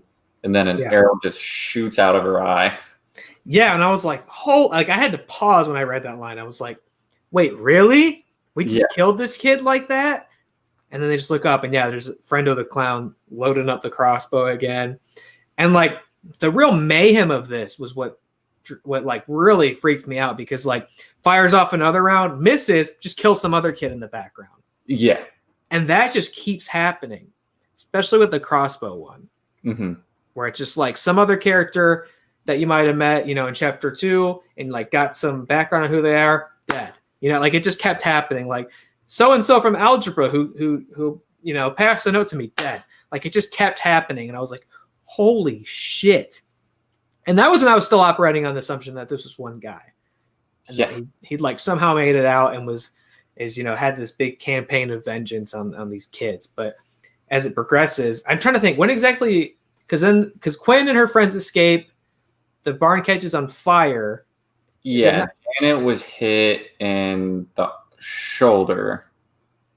Like, so Frendo like lights the basically the main friend group. They make it out of the barn, but then Frendo like chains up the doors because they end up splitting up. Ronnie and Cole go to the silo and lock themselves in there, and then you have Rust, Quinn, and Janet going through the cornfields. Janet's hit in the shoulder. There's a bunch of kids in the barn, chained in there. Barn's on fire. They're burning to death. And that's around where we figure out there's more than one because let's see, there's a clown trying to get to the people in the silo. Yeah. And then Janet passes out in the cornfield with like her injuries. And it's with Quinn and Russ because Russ come back, save the kids, but they have guns now. Right, because Russ enters. We don't really see him again from the start of the book. He's like the first one that like really meets Quinn and like walks her to school. Oh yeah, that's right, because he was at the party. He comes to the party and then he disappears for a little bit, then comes back with the bag of guns. Yeah, and people like make fun of him for being the town redneck, He's got guns. All these fucking people. Yeah, I mean, because he comes back, and then that's when Quinn really starts to get her like final girl energy because she's very turned off by the fact that he owns guns and hunts. She doesn't agree with it on a bunch of different levels. They have a whole conversation about it, and he like gives her a gun, and she's very uncomfortable holding it, and he just kind of explains how it's life or death. You just have to get through your like prejudices on this, and that's when she starts to really build up the hero energy that's needed. And they go to like face Frendo and save the kids in the barn, and Quinn just fires off the rifle, blows a chunk out of Frendo's head, and I was like, oh, okay. Yeah, kills the shit out of Frendo, but we have like 40% of a book left. Yeah. And saves the kids. And then I think it's Julie, right, who's in the cornfield, who's injured? Janet. I get the first letter right, and that's it. I'm such a fucking old person. She comes to from her shock and hears like people talking. They're talking about like confirmed targets and stuff. And they're like, thinks it's cops at first, and then finds out like, oh no, these aren't cops. They're talking about people they want to kill. And they have clown masks on. Yeah. And oh my God, this part. Woo.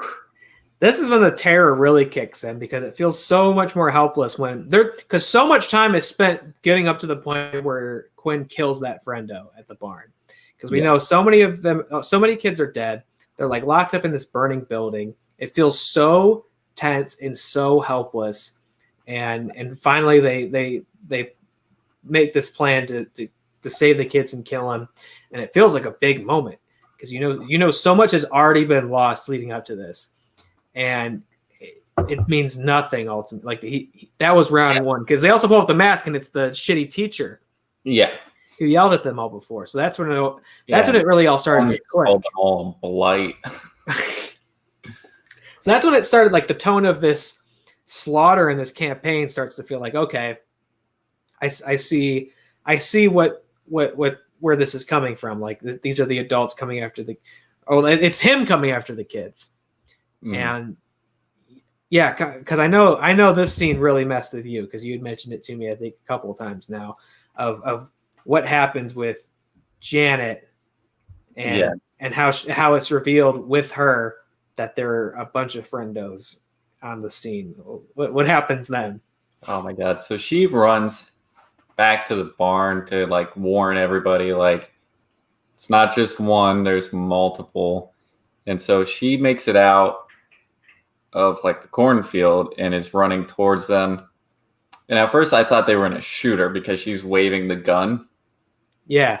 And they pointed that out, and then I was like, oh fuck, they're going to blow her head off.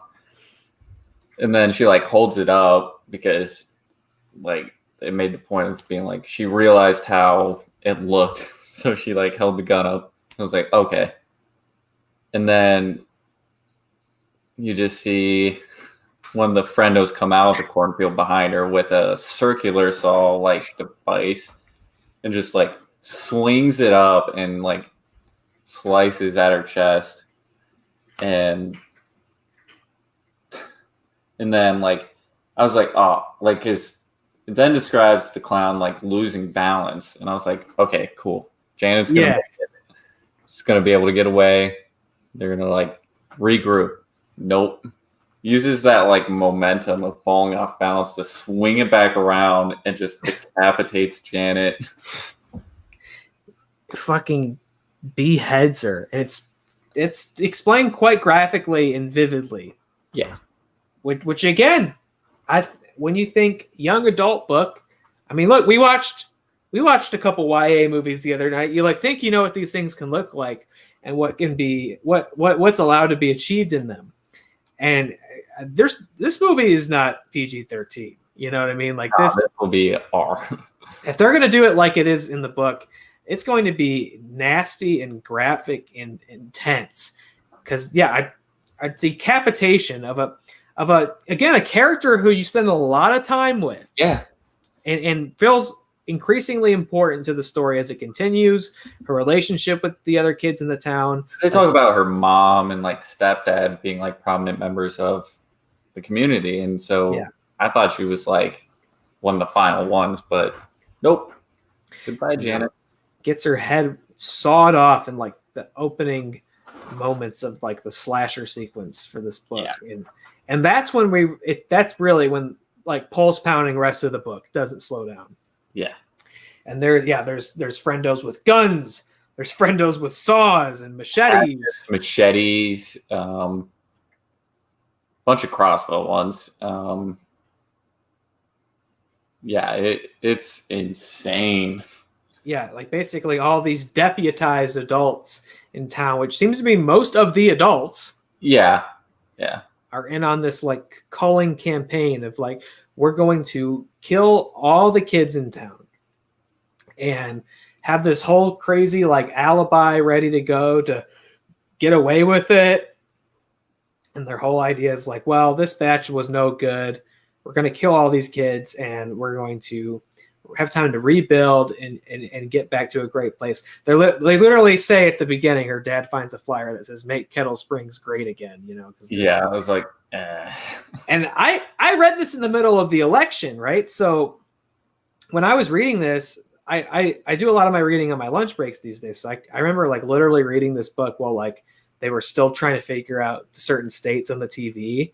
And I was like, fuck, man, this just feels like a bad omen. Like this is a crazy time to be reading this story because that's ultimately what it's about is the generational divide and like how vindictive it is and how the older generation seems to just carelessly like condemn the younger generation.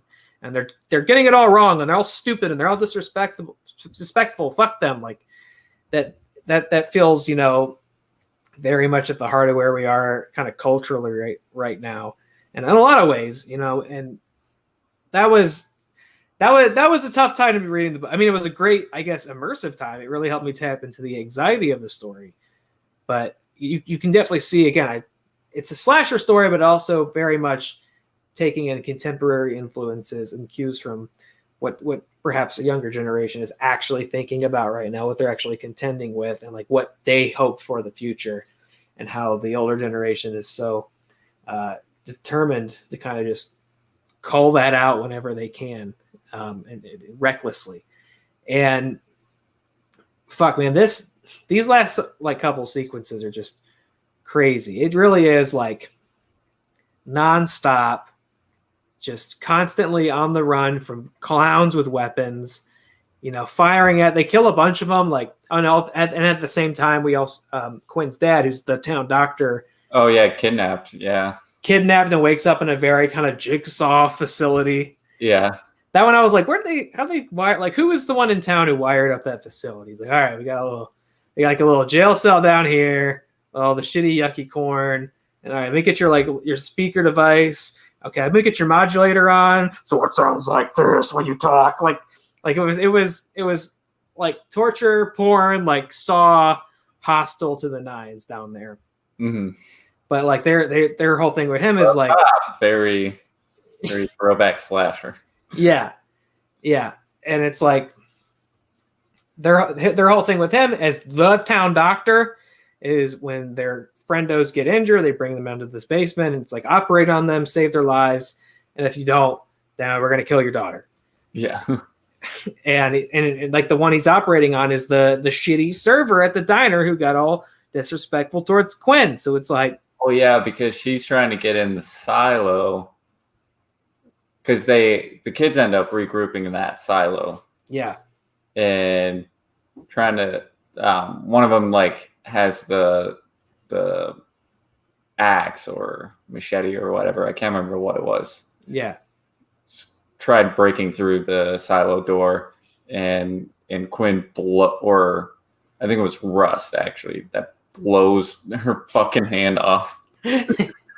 Yeah, and I should say, with all the violence in this, it is very satisfying when it's turned around on the clowns. Yeah, and that whole scene was cool because, Cole's trying to shut the door and Russ is trying to like give like way too, and Cole looks down at Russ, who's like aiming the gun up, and like they just like nod to each other, and Cole just backs away, and just Russ pulls the trigger and blows the fucking hand off. Yeah. Anytime. Cool moment. Anytime they get like a shot off or they hurt one of the clowns and they like sit there and it really like details like the way they scream and the pain they're in, and all, like, very satisfying to see it turned on them. And I guess is part of why it's a good thing that it wasn't just the sole like Voorhees slasher, because you can start getting rid of these fuckers. You can, you don't have to kill the one at the end and the story's over. It's like you can kill them all throughout the story, and it's fun. It's great, especially like you mentioned the silo, how they get out of that situation where they're trapped, and Rust realizing that it's packed full of, because it's on that like estate where like one of the more wealthy families lives. It's kind of privately owned. He's like, yeah, they like to go fishing. How do you fish out here in redneck country with a bunch of dynamite? And the silo is filled with dynamite. He's like, so we're going to keep the clowns here. We're going to lure them in. We're going to light this shit, and it's going to blow up all the clowns. And it's a great kind of, for him, that sacrificial hero moment, because it seems like, somebody's got to stay behind and light the dynamite, make sure it goes off so everybody else escapes except for Rust. And then it blows up. And it's not, it blows up and they get away, but they're not that far away that they aren't all knocked on their ass and out cold and disoriented. I thought because it feels, you kind of feel where it's going, but it eventually did convince me that Russ totally exploded. Yeah, I really thought that like Rust was just completely sacrificed himself. Yeah, because that's like what they're doing throughout this is, it doesn't matter who the character is. Like, Quinn is the protagonist, so you get the sense that she's pretty safe because it feels like if she dies, then the book is over.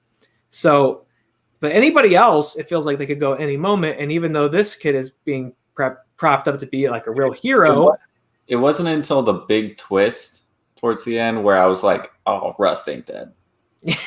Yeah. Like they decide like their plan is, so it's Cole, Quinn, Matt, and Ronnie. And their plan is like, because they have two plans. Either they can go for the road or they can go to the Tillerman house where like nobody's there and there's a phone. So they can, call for help. Well, they couldn't decide on the plan, so it was let's go to the road. If we don't find help, we'll go to the Tillerman house. So they go to the road, and the first car pulls up. I was like dreading it. I was like, oh my God, this is gonna be a clown. Yeah. A clown. It was just like some tweaker, I guess. Oh yeah, I forgot about this one. Yeah. And Cole and Quinn are on one side, and Matt and Ronnie are on the other side, and Cole and Quinn are like begging for help, and Matt and Ronnie are just being like shitty as they usually are. Yeah. This is when I started getting suspicious. I was getting very aggravated. So, yeah, and I'll wait till you get there, but I was getting very aggravated for them, or with them, and because I actually didn't see what was coming here. I kind of did. Okay. I kind of did. So Matt like kicks the door and was like, "Fucking help us, you tweaker," and all this stuff, and they were like, "Wow, fuck this," and speed off. And I was like, "Oh God damn it, Matt, you fucking idiot!" Like the whole time, like in the silo, he was being shitty. And now he's being shitty. Now it's like, dude, you're gonna get everybody killed. And then the next car pulls up, and it's the sheriff. The sheriff, like, immediately is just like, "What are you guys doing? Like, causing more trouble," even though they're like screaming for help, like we're being attacked. Yeah. Like, well, you have a gun. Okay. Like, I was just like so annoyed and aggravated with this whole like scene. Now I immediately knew he was in on it. I was like, this whole thing is I kind of suspected both. Okay. Both twists. The first twist is when the cop just arrests Cole. Was like, "Yeah, you're being a nuisance. I'm gonna arrest you." Throws him in the car, and he kind of like gets up and like is trying to figure out what's being said outside with the other three, and sees like red splotches like coming through the cop's shirt. This was a really well written part. He's like, "Oh fuck!" So he's like banging on the window, trying to get Quinn's attention, like get their attention that it's the cop is one of the friendos. Yeah, because he's injured and bleeding through his shirt, so like he was clearly just up on the hill in the action. Yeah, because they did get a shot off on one of the clowns, but it just kind of like hit him in like the chest area, and he was still like lumbering around. So they Cole automatically knew that was the big friendo that was just fucking everybody up. Yeah. And so he gets Quinn's attention, and then she notices the blood, and so she tries to like pull up the rifle to get a shot off, but Ronnie pulls on the butt, and then the cop knocks her out. Yeah. Then we find out Ronnie and Matt are in on it. I did not see this coming. That actually I had my suspicions, but when I read it, I was like, "Oh no." Yeah, and I didn't like. I don't want it to be true. I just wanted them to be shitty people. Yeah, and I was like, I almost didn't get it at first as I was reading, and I was like, "Wait, they did what? I don't understand." And then like the cop turned to him and started like going over the plan, and I was like, "Oh fuck, they're in." And it was one of those things that made me go like, think back to how the rest of the book was, and I was like, "Oh, that makes so much sense. That totally tracks with everything these characters have done in the story. They're trying to move everybody along to this event and this moment, like earlier with getting them separated from their cars and going miles away, and then when they get shitty when the help almost arrives and they scare off the tweaker meth head." Like I was getting so aggravated with those characters throughout the story, and it was like, oh, it's not because. Yeah, they're not just some dumb cliche. It's all intentional. They're trying to undermine everything so that everybody dies. But that was really shocking to me because it felt so tribal of like this here's this side, it's the adults. Here's this side, it's the kids. And one side wants to kill each other, and it's easy as that. But no, you find out that these two are actually in on this massacre. And I was surprised at that because, I mean, they're friends with Cole, and they seem as culpable in like everything that's happened so far. Yeah. If he actually, Cole even gets out of it, after his sister dies, he becomes numb to that whole idea of like, getting out of town or finding fame and going viral and like causing trouble. He just wants to kind of keep his head down after that because he's harboring a lot of guilt. And so to have them turn on the two kids, who's it? Matt? I can't Matt remember. and Ronnie. Matt and Ronnie. I want to say Connie. It's because I'm talking to Connie Good Time. Yeah, Matt and Ronnie. So you kind of saw that coming. That really caught me off guard, actually. And that's when I started to really feel kind of bleak for everything, because it was like, shit, they've had guys on the inside this whole time undermining their whole plan. Like all their attempts at success and survival were like a fluke, because they just didn't prepare for things like Rush showing up with a bunch of guns or blowing up the silo and killing a bunch of friendos. So yeah, that's when it really felt bleak. And that's when we get kind of what you suspect is probably the driving force behind their campaign this whole time. But he gives a very villainous monologue to Cole in the police car of like, well, I got time. I might as well tell you how I feel. And and it's exactly what it sounds like, ever since their stunt that got Cole's sister killed, yeah, there he is. I might as well tell you my plan. Ever since she died, morale and like the soul of this town has been crumbling. The old friendo corn syrup factory, like the Cole's dad, who's who ran that factory. It's a very like old person like MO, like motive, like yeah, like if a slasher was just like an old grumpy person, this would be their motive. Yeah, we kill all the kids in town because they're so shitty to us, and they don't talk to us like we're adults, and we lost corn syrup. Now we can't get fat as fuck anymore. Kill all the kids. They open up the corn syrup factory again, and the economy's going to go way up. And things. The economy. But that's it, right? Like that's where we are right now. Yeah. It's like the sacrifice of human lives, the worth of a life versus the worth of a nation's economy, and that somehow those two things can be about. Like, one can take precedence over the other, and go back to work and do the thing and make the money, because the economy, we got to get the corn syrup back out there. But that's their whole thing, is the kids all die. I forget the character's name, but the Cole's father, Arthur Hill. Arthur, that's it. Arthur, who has been like, who was kind of the economic financial backbone, his company of this little podunk town for so long. Ever since his daughter died, he's lost interest in it. He's not investing in it anymore. Businesses are closing, tourism's down. Doesn't care about it. The corn syrup factory burned down. Nobody likes Friendo anymore. And also, Cole inadvertently is the one who burned down the corn syrup factory too, as part of one of their stunts. Although I guess we learned that eventually he did do it on purpose, I think, out of like spite, he wanted to die, wasn't it? That was what we learned. Because of what happened, he wants to die, and his plan was to. Everyone assumed it was out of spite. The others think like he was just drunk and like prank went too far. Yeah. But it's found out like he was suicidal. Oh, all right. I froze for a second. Oh, I froze too.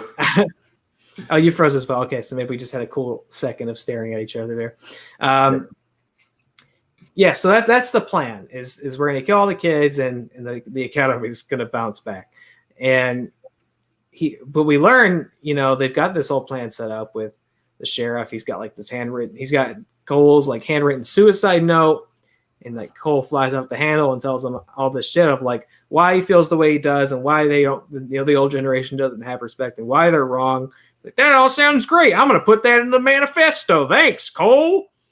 And then, of course, the final setting of all this is the burned out corn syrup plant, which has Friendo painted on the wall and all this.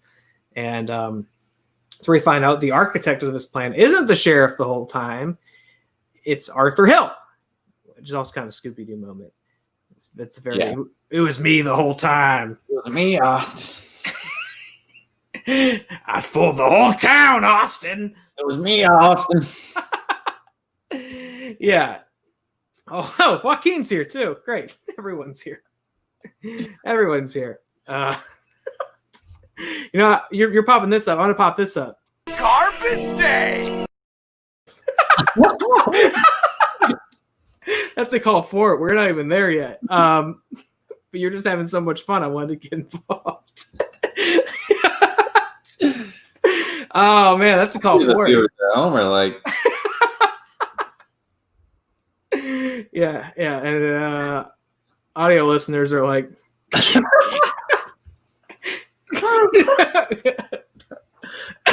excuse me. Yeah, that's definitely us. Oh shit. What are we talking about? The conclusion is that Arthur Hill was behind it the whole time. He was harboring just as much animosity towards his own son, and is staging they're gonna frame his son and his friends as being the friendos the whole time. Mm-hmm. They have this whole elaborate scheme, which seems doomed to fail, which I think they say as much at the end of the book of like, even if the kids didn't succeed, like they would have never got away with this shit because they're a bunch of stupid rednecks. Left like so much like digital footprints and like evidence behind where like immediately they would have been caught. Yeah, which I thought was a nice touch of like. Yeah, I was like, haha, fucking idiots. Even if things had gone perfectly, technology truly would have been their downfall in the end anyway, and they all would have been busted. All these things that they hate, like because like they pinged all their cell phones to one area, so they knew like everybody was connected. Yeah, all this like technology that they hated so much was their downfall. Which would have, if everybody would have been dead or in jail, there just wouldn't be a town anymore. Yeah, just no one would live there now. So they're staging the suicide in the factory, and the whole time, we know we're going back and forth with Theron, like Quinn, trying to find a truck, they have the great tense scene of her with who is it? Help me, Connie. No, you're Connie, Ronnie, and Matt. Oh yeah, Ronnie and Matt. Yeah, and Ronnie. Yeah, this was good. This was a good one. Yeah, especially with him when he's like looking. Well, both of them because they follow her all the way up to the Tillerman house. Yeah, they split up. They follow her to the Tillerman house, and there's a clown in there, but it was one of them that just got blown up. A lot of dead clowns everywhere. Melted. It was one of the Tillermans, so they were like just sitting there. I thought she was done for right there, but that got You okay? That was Waffles. Like I said, he's a fucking asshole. Of course, that was Waffles. But yeah, one of the Icon was dead, but Ronnie shows up. Yeah, chases her through the house, gets to the bathroom. Quinn is trying to get out the window in the bathroom, like while she's like in the bathtub, and gets cornered. Ronnie comes in, has her cornered with the gun. So Quinn just jumps through the shower curtain with the meat cleaver, just right in the head. Oh yeah, that's right. It's very visually described too. I remember like the sound of like it going in her head and sticking there, and like she doesn't die right away, so she's like kind of stammering as her like brain function, fades out. Trying to figure out where Cole is, and Ronnie's response as she's dying with a meat cleaver in her head is to sing the Bay Pen Friendo theme song. I was just like, oh my god, that's so like disturbing. Yeah, because it's like everything's better with a drop of Bay Pen or something like that. Yeah. Their dying breath, she sings the corn syrup slogan. Yeah. I was just like, oh, that's fucked up. And then Matt shows up while Quinn is getting away in the truck, which is manual, so she's having a hard time with it. And he tries to like hit her as she's getting in the truck with his car. And he like comes out. His ears like shot off. He's fucked up. But she just like kind of wings it, figures out how to drive this manual truck, and just fucking demolishes him. Yeah, runs him over. Or like pins him, doesn't she? Yeah. Between the cars. But like his head like is what gets pinned, so his head just explodes. Like fucking nasty, man. This is a brutal. They also, I remember one thing, this happens a little bit before, but like one scene that really, or like description of a scene that really caught me off guard was like how they're piling up the bodies. Oh yeah, when they're carrying her back to like set up the frame. Yeah. And they lay her in the pile of bodies. Yeah, just a pile of dead kids that she's been going to school with. Yeah.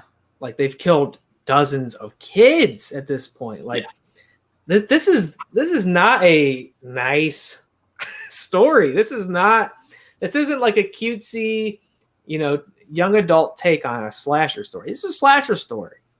Like, I can't imagine like gonna assign this in school. You kidding me? No, yeah, that's what I was gonna say. Like, I can't imagine this being in a school library. Yeah, like this is fucking hard. I mean, we said it when we announced this. Like, Clive Barker's on the cover saying like it's pretty scary. Yeah, like it takes a lot to impress that guy. I could see this being like, do they still ban books? Is that a thing we do still? I think we do. Do we ban books? I always wonder what that means because like I used to work in a bookstore for a couple of years, and so I was just really in tune with like the book world, and we would hear about like books would get banned in schools. Now I don't remember, and I went to a pretty like middle suburbanite high school, went to the vocational school and got some Bosco sticks, but I don't ever remember hearing like a book was banned. Yeah, me neither. And I don't know if banned book means like you just can't assign like lessons based around that book, which would be one thing, or if it means like don't bring that in here or I'm confiscating that book, mister. Like every acclaimed like classic book has been on the banned books list. But but I think of that of like being such a like old fashioned like puritanical like the Great Gatsby in my room, get out. Like I don't know if are we still banning books? If we are, I feel like this would be at the top of the list. Shit's banned. This thing's tough, but I feel like it's a very well written and honest book for kids in high school. Like I would have loved this book in high school. Oh yeah, me too.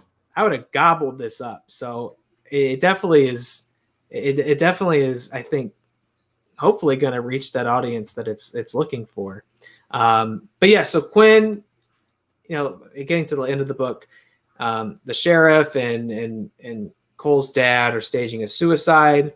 At the same time, Quinn's dad managed to escape by the classic old put the dead clown's clothes on and like sneak out routine. Got the mask on. Quinn's driving to the plant to save Cole. And again, just really well visually written. Like I could just see it so vividly in my head. Very cinematic of her like crashing the truck through the wall. Yeah. And like firing shots off at the sheriff and Cole's dad and somebody else is there. I forget. Oh, it's So what happens is like they're about to hang Cole. And that was the sheriff, Cole's dad, and Janet's stepdad. Yeah, that's it. Janet's stepdad. And she sneaks in and like she doesn't drive through. You're right. She takes her rifle and like kind of pretty much like puts the gun to Arthur's head. Yeah. And then still looking bleak because she gets a shot off on Janet's stepdad, like, and he falls and snaps his legs. Yeah.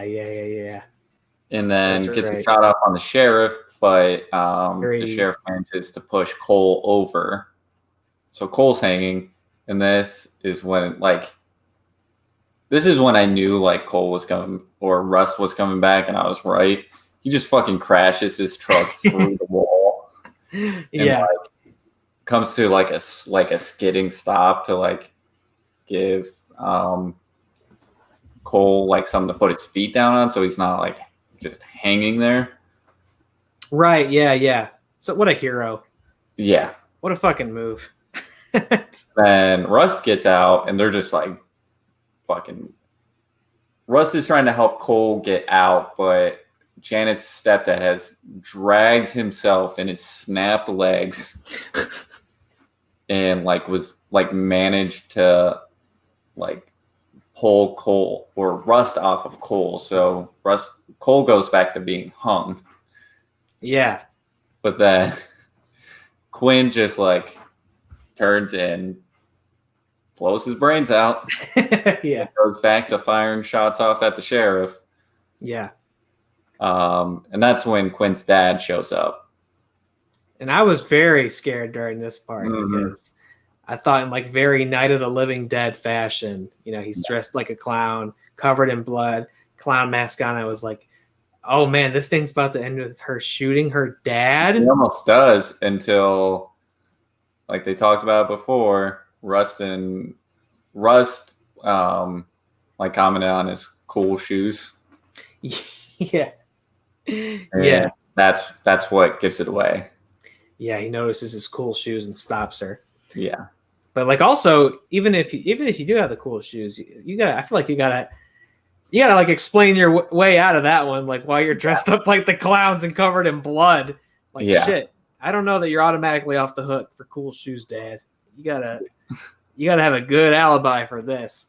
So yeah, they save the day, and we get a very nice sort of epilogue sequence. Oh, and also Rust.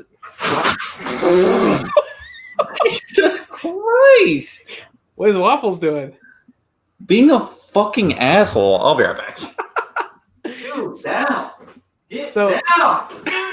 So in the aftermath of this big grand rescue, Rust and Cole, who like we've established are childhood best friends, they seem like to be in sync in a way that kind of goes beyond traditional friendship. Like they clearly have history and can read each other's minds nearly. They know each other so well, but have drifted through the years as they gotten older. And Cole's become more of a kind of a popular kid, and Russ has been sort of your, keeps his head down, redneck kid. They in the relief of being alive and overcoming this horrific massacre, they embrace in a way that's romantic. They kiss, a big old smooch, and that caught me off guard. Actually, I didn't see that coming.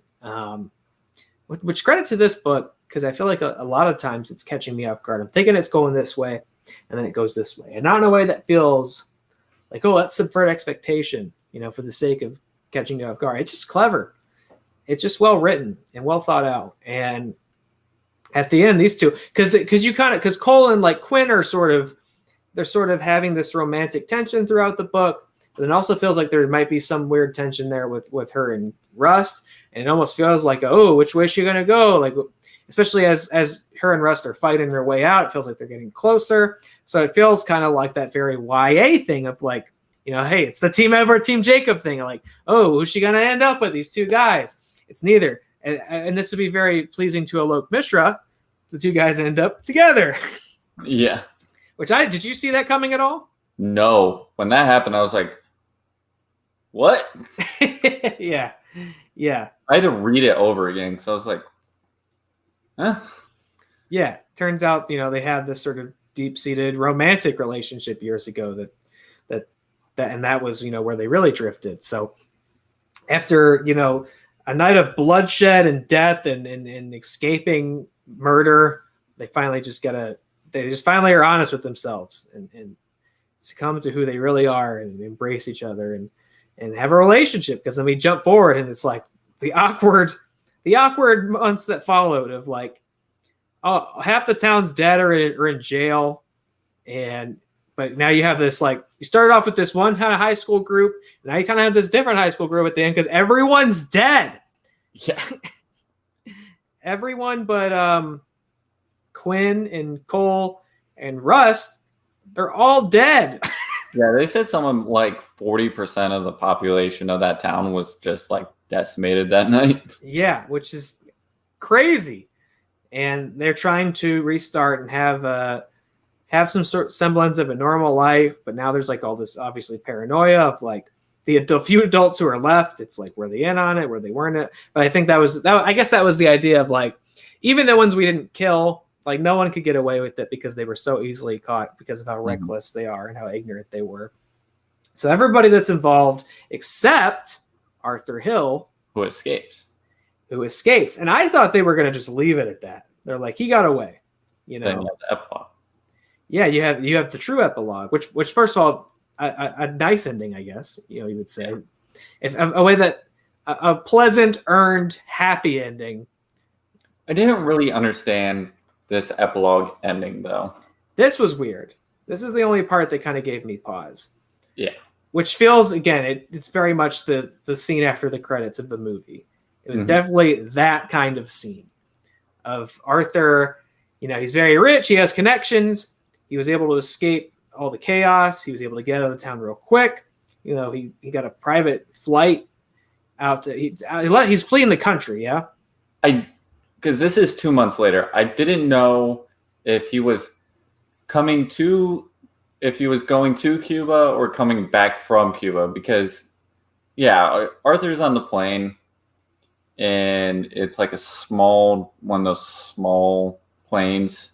Yeah. And the pilot recognizes him from like other flights that he's done for him as Arthur, but he's in disguise now.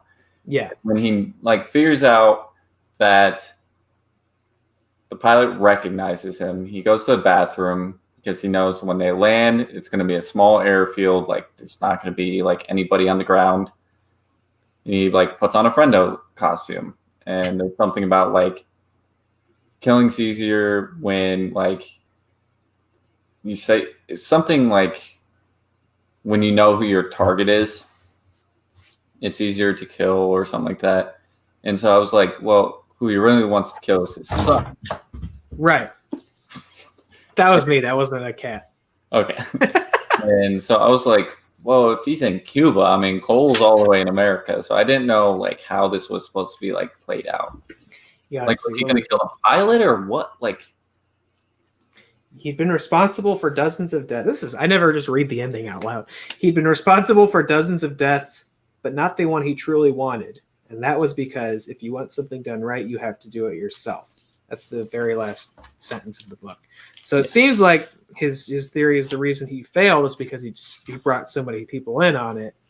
And he needs to just embark on his own mission to kill Cole once and for all, which he's probably right. Because if he probably just killed his son, it would have been, he'd be dead. If he didn't key the whole town in on it, probably wouldn't have been so messy. But like when they're saying that he's in the bathroom, it sounds like he's going to kill the pilot. Yeah, I think, he's going to kill the pilot because he's been recognized, and I'm sure, his picture and his name is all over the world as this, the head of this insane, horrific massacre. Like he's probably on, he's number one on the most wanted list or something. So I think he has a pseudonym and like a disguise, but the pilot's like, I've flown this dude around before. That's Arthur Hill. I know who this guy is. So he knows he's been recognized. He's going to kill the pilot so he can get away. So the pilot can't tell on him.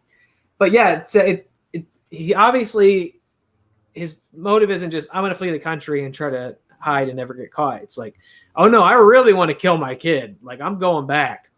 And it seems like at the end, he is becoming that lone slasher that I thought we were getting at the start of the book. He's becoming Friendo the clown, the one slasher individual. So I mean, to me that, I don't know if he's commented on this, but I mean, that certainly seems like an intent on a sequel, no? Yeah, that's what it sounds like. Yeah, and because you could very easily have ended it cleanly, even with him getting away. You could have said somehow he got away, which would be kind of true again to this sort of older generation, wealthy with connections, exploiting the less wealthy. And, even though this guy is responsible for all these horrendous things through his own connections, he was able to get away with it and not be punished. That feels kind of true to life, And I imagine that's probably how a lot of young people feel now, seeing how the wealthy and the connected are able to kind of skirt punishment and exposure for crimes and things like that. So I thought that was kind of true to life, but adding that last scene in very much feels like, nah, Friendo will be back, Yeah. Which, I mean, I'm in. I'll revisit more Friendo. Yeah. Friendo could become our great literature slasher figure, I would definitely read another one. I'm with you. I dug this book a lot. Like I said, it's probably the fastest I've ever read a book in this club. And I don't think it's just because, it was a young adult book. So it's lighter on the detail and it's just served to be more entertaining. I don't think I'm sure that helped in some respect, but I don't think that's why. It's because it's a great story. If you like horror stories, this is it. If you like slasher movies, boom, this is the one. And a great, coming of age high school story, perfectly leading into a great classic slasher story, but also so influenced by actual contemporary events and ideas and feelings. And I think really smartly appeals to the people that it's writing about. Yeah. I like this a lot. And you said this was your favorite one we've read so far, right? Wow. Okay. It's up there for sure. I really like The Only Good Indians. I hate to pit books against each other. Which the best one? We've not had one where I was like, that wasn't very good. So they've all been great. Maybe I'll decide definitively at the end of the year, what was my favorite.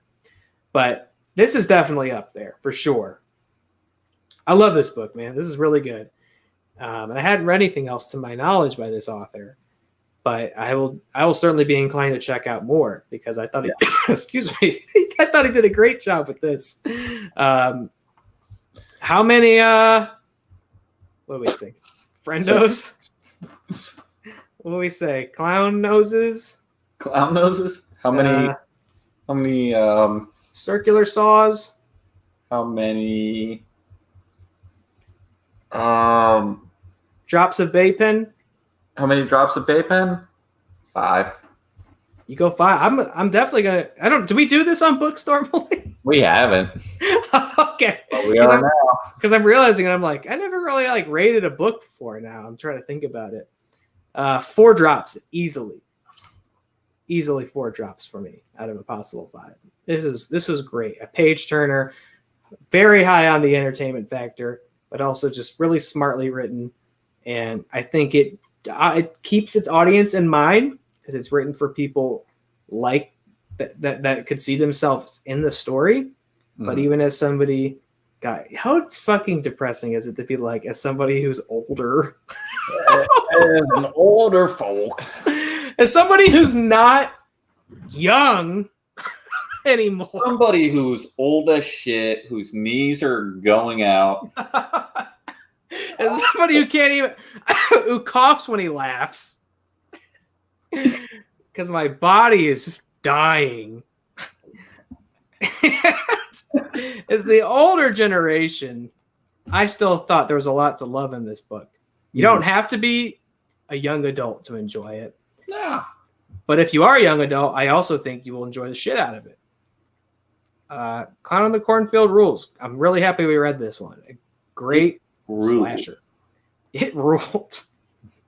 It ruled. Check it out. I can't recommend it enough. Hey, Christmas coming up. I don't know if you're like me, but I love to give books for Christmas, so this could be a good one to get. And speaking of books for Christmas, at the end of our book club episode, of course, we need to announce what we're going to read the following month. And that kind of ties in to everything we're doing next month. We kind of talked about it on all the shows before, but next month, December, marks Happy Reela Days. Yeah. I feel like we're still figuring out what that means. I can't speak for the other shows and what they have planned, but this hellacious year is almost over. So why not end it with some joy and some cheer? Some crazy shit planned. Some holiday cheer. In December, we're going all holiday horror all month. So we're kind of flipping the format of the show, which is traditionally very about like new release movies. We'll still do news. We'll talk about news. But instead of just sticking strictly to new release movies, we're just going to be talking about holiday horror in general. So it doesn't have to be a new movie. It could be from any year, any time. So we're going to be talking about some older movies, starting off with next Thursday, December 3rd. I'm excited for this one. I've never seen this one actually before. Silent Night, Deadly Night from 1984, a classic holiday slasher film.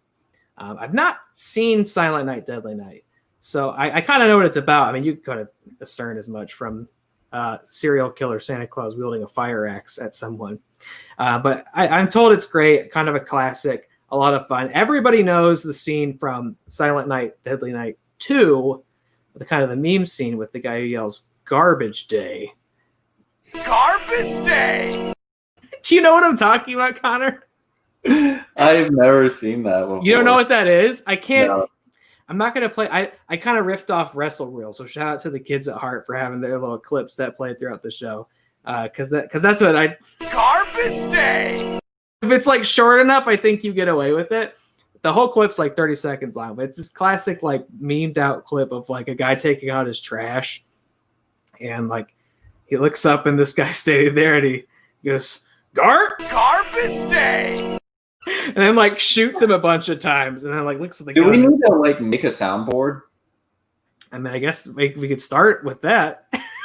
I think we should start a soundboard. I mean, it's a great idea. I've left it alone because Nick and Chris do such a good job with it. And I'll ask for a stream deck for Christmas because I'm pretty sure you can like program like soundboards and like clips and stuff that you can just bring up. Oh, okay. Maybe I'll figure that out. Yeah, that classic meme scene is actually from the second movie, but the second movie is just like it's just like a weird recap of the first movie. So we're going to talk about the original Silent Night, Deadly Night.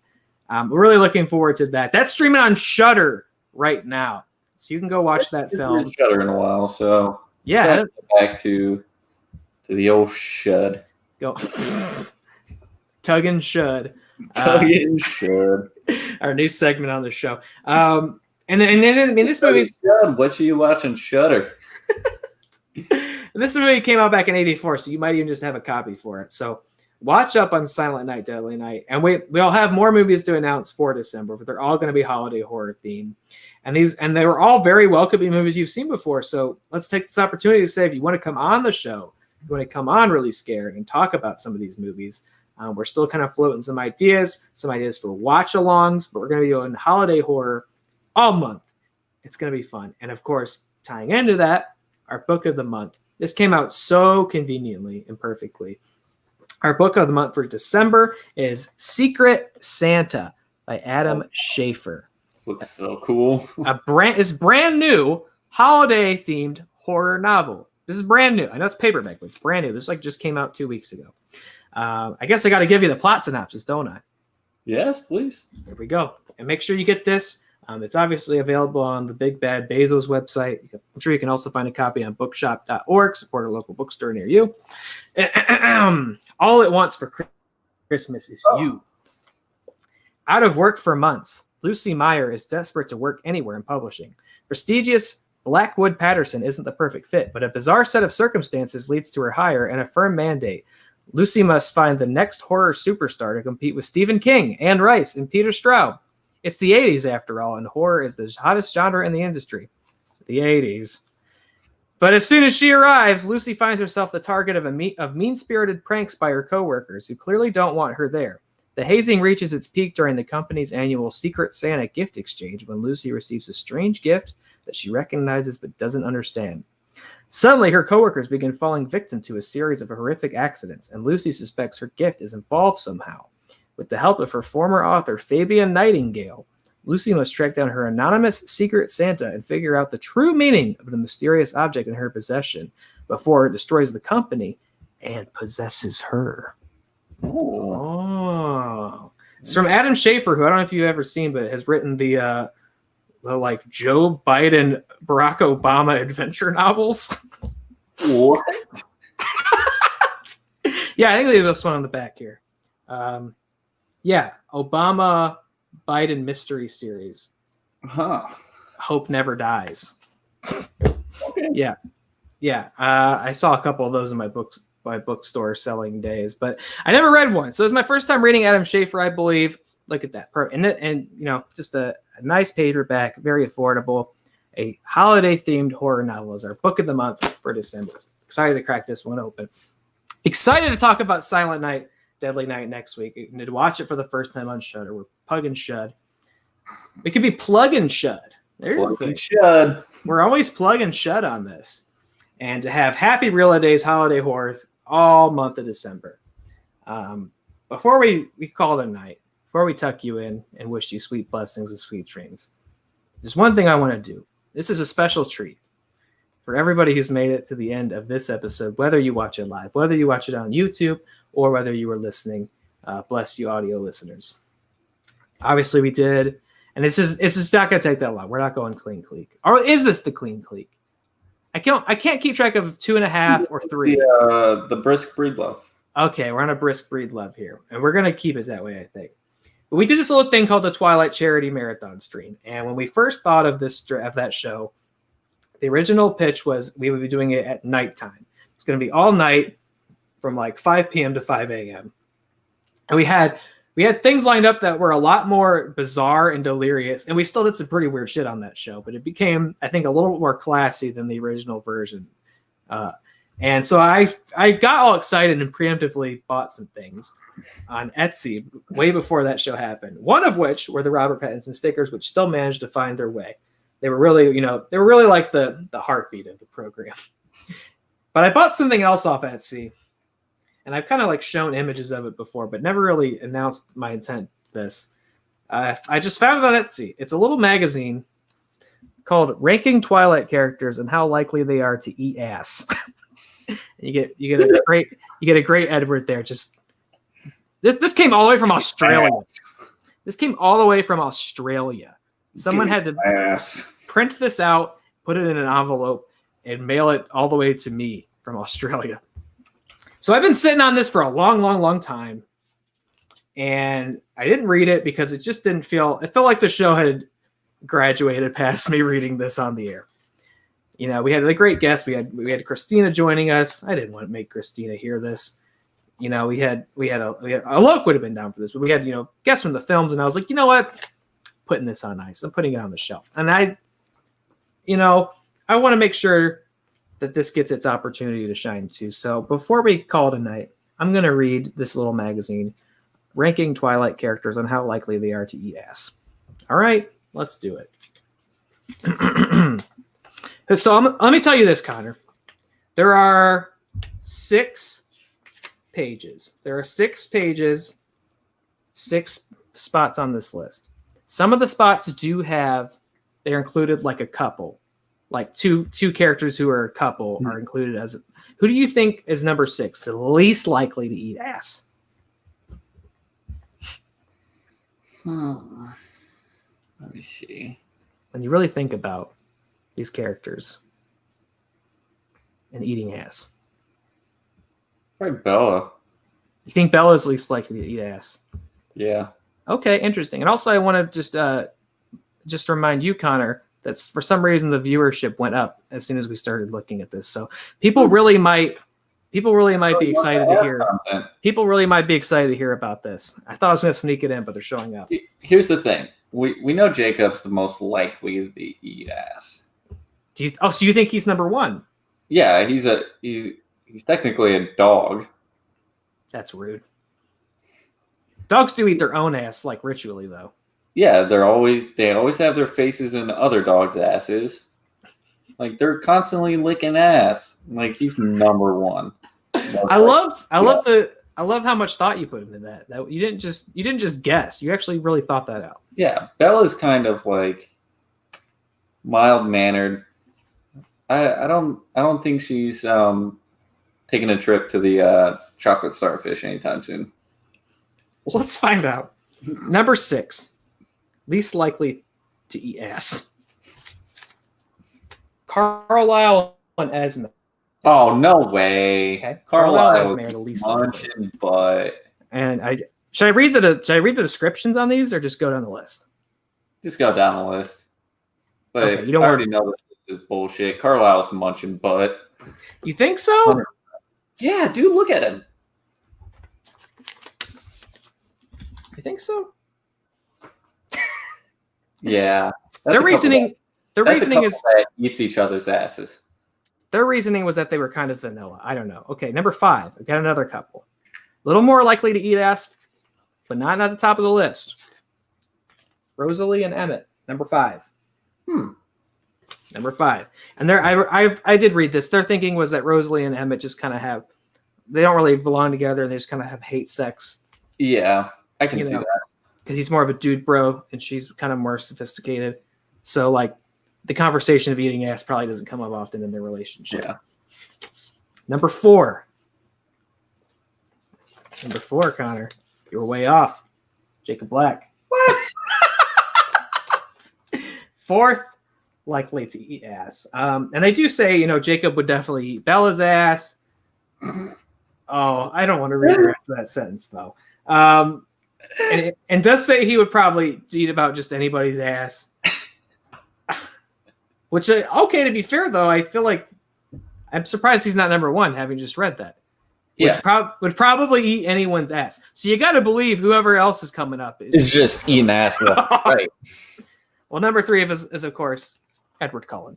Look at that. It's a great picture of him. And they said, he would eat Bella's ass for sure. He's probably tried to eat other people's asses, but like gets all caught up in their insecurities and like can't focus, and it doesn't work out. And also, he has an acute sense of smell. He would be like, "Ugh, what's this smell?" P.U. So I think he would be least likely to eat ass, honestly. Also, a lot of danger in him eating your ass because he might try to kill you. Yeah, you might take a chunk out. Yeah, I know it's called eating ass, but it's not so literal, Ed. Eddie Main. Number 2. Got 2 left. Who do you think is number 2, and who do you think is number 1? God, we got a lot of people out of the way. Let me ask you this: who's all on the? Can you give me like 4 characters that would be on the character list? Well, Bella's not come up yet, right? Yeah. We haven't talked about any of the Volturi. No. I don't know. Maybe Aro eats ass. What about Carlisle? Or not? We already talked about Carlisle. Jasper. Maybe Jasper's on one of these pages. Jasper's number 1. Bella's number 2. Number 2, Bella Swan. Oh, I got that one right. Bella 2, but you also originally thought she was the least likely to eat ass. Yeah, that's true. And they say, she would definitely eat Edward's ass and let Jacob or Edward eat hers. They also proposed that she might even let Mike from school eat her ass too. Yeah. If they said she'd die for Edward, so she'd definitely be eating that ass. Fair enough. Very specific though. Whereas Jacob, again, I think you have a good point. They said he would eat anybody's ass. They're submitting that she would let very particular people eat. So this is a ranking of not only how likely they are to eat ass, but also have their ass eaten. Apparently, I tripped up. Number 1, and this is voted most likely. So somebody voted. Voted most likely to eat ass. Dun, dun, dun, dun. Jasper and Alice. Yeah, some fucked up shit has happened to Jasper. Yeah. He's been pegged. He's had his ass eaten. Well, they do say like always like. Yeah, these guys these guys just radiate like kinky sex energy, and I agree. They're kind of weird, They're like eccentric and they're kind of weird, and they're the only 2 I kind of buy as a real couple in this series. I'm like, start to finish. I'm like, yeah, these guys have fun. There's a good line in this. Jasper probably only gets off with his arm in a bear trap, so you know that he'd ask for breakfast. So there it is. There was the long forgotten Twilight charity stream bit that never made it to prime time. I think with a lot of good reason. If you made it to the end of this episode, you got to find out. You got to see who is the true ass eater. Your ass is grass. Also, this was numbered. I got 106 out of 365. Nice. Limited run. So go find this on Etsy. Get yours before they sell out. Go to wretchedapparel.com. Get yours before they sell out. 50% off Black Friday sale. Extra 10% off at checkout with coupon code Reely Scared. We'll see you next Thursday. Back on Thursday grind for Silent Night, Deadly Night. Are we doing a late night Thursday? A late night? Yeah, I think I Oh, no. texted you this. Did you? Did I miss it? Should we talk about it after the show? No, this was a couple weeks ago. Let's see here. Yeah, because they put me on Thursdays for some reason. Thursday, I work till 9. Oh, gosh, dang it. We'll figure it out. Friday, I'm off at 7:30. Friday's off at 7:30. Okay, well. And then the following Thursday, we can go back to normal on Thursdays. Okay, so you want to go... Here you have it right here. If you made it to the end, you can watch us schedule the show. What a great feature. All right, next Friday. What do we think? Not Thursday. Next Friday, live at 8 o'clock. Silent Night, Deadly Night. Check it out now on Shudder. Okay. All right. You heard it here first, folks. We've all heard it here first. Come back next Friday. TGIF, once again, end your weekday with Reely Scared and Silent Night, Deadly Night. It's happy Reela days. And of course, tune into the after show as we you can watch us plan December's lineup live. We'll see you then. It's Friday. It's Garbage Day. No. Good night, everyone.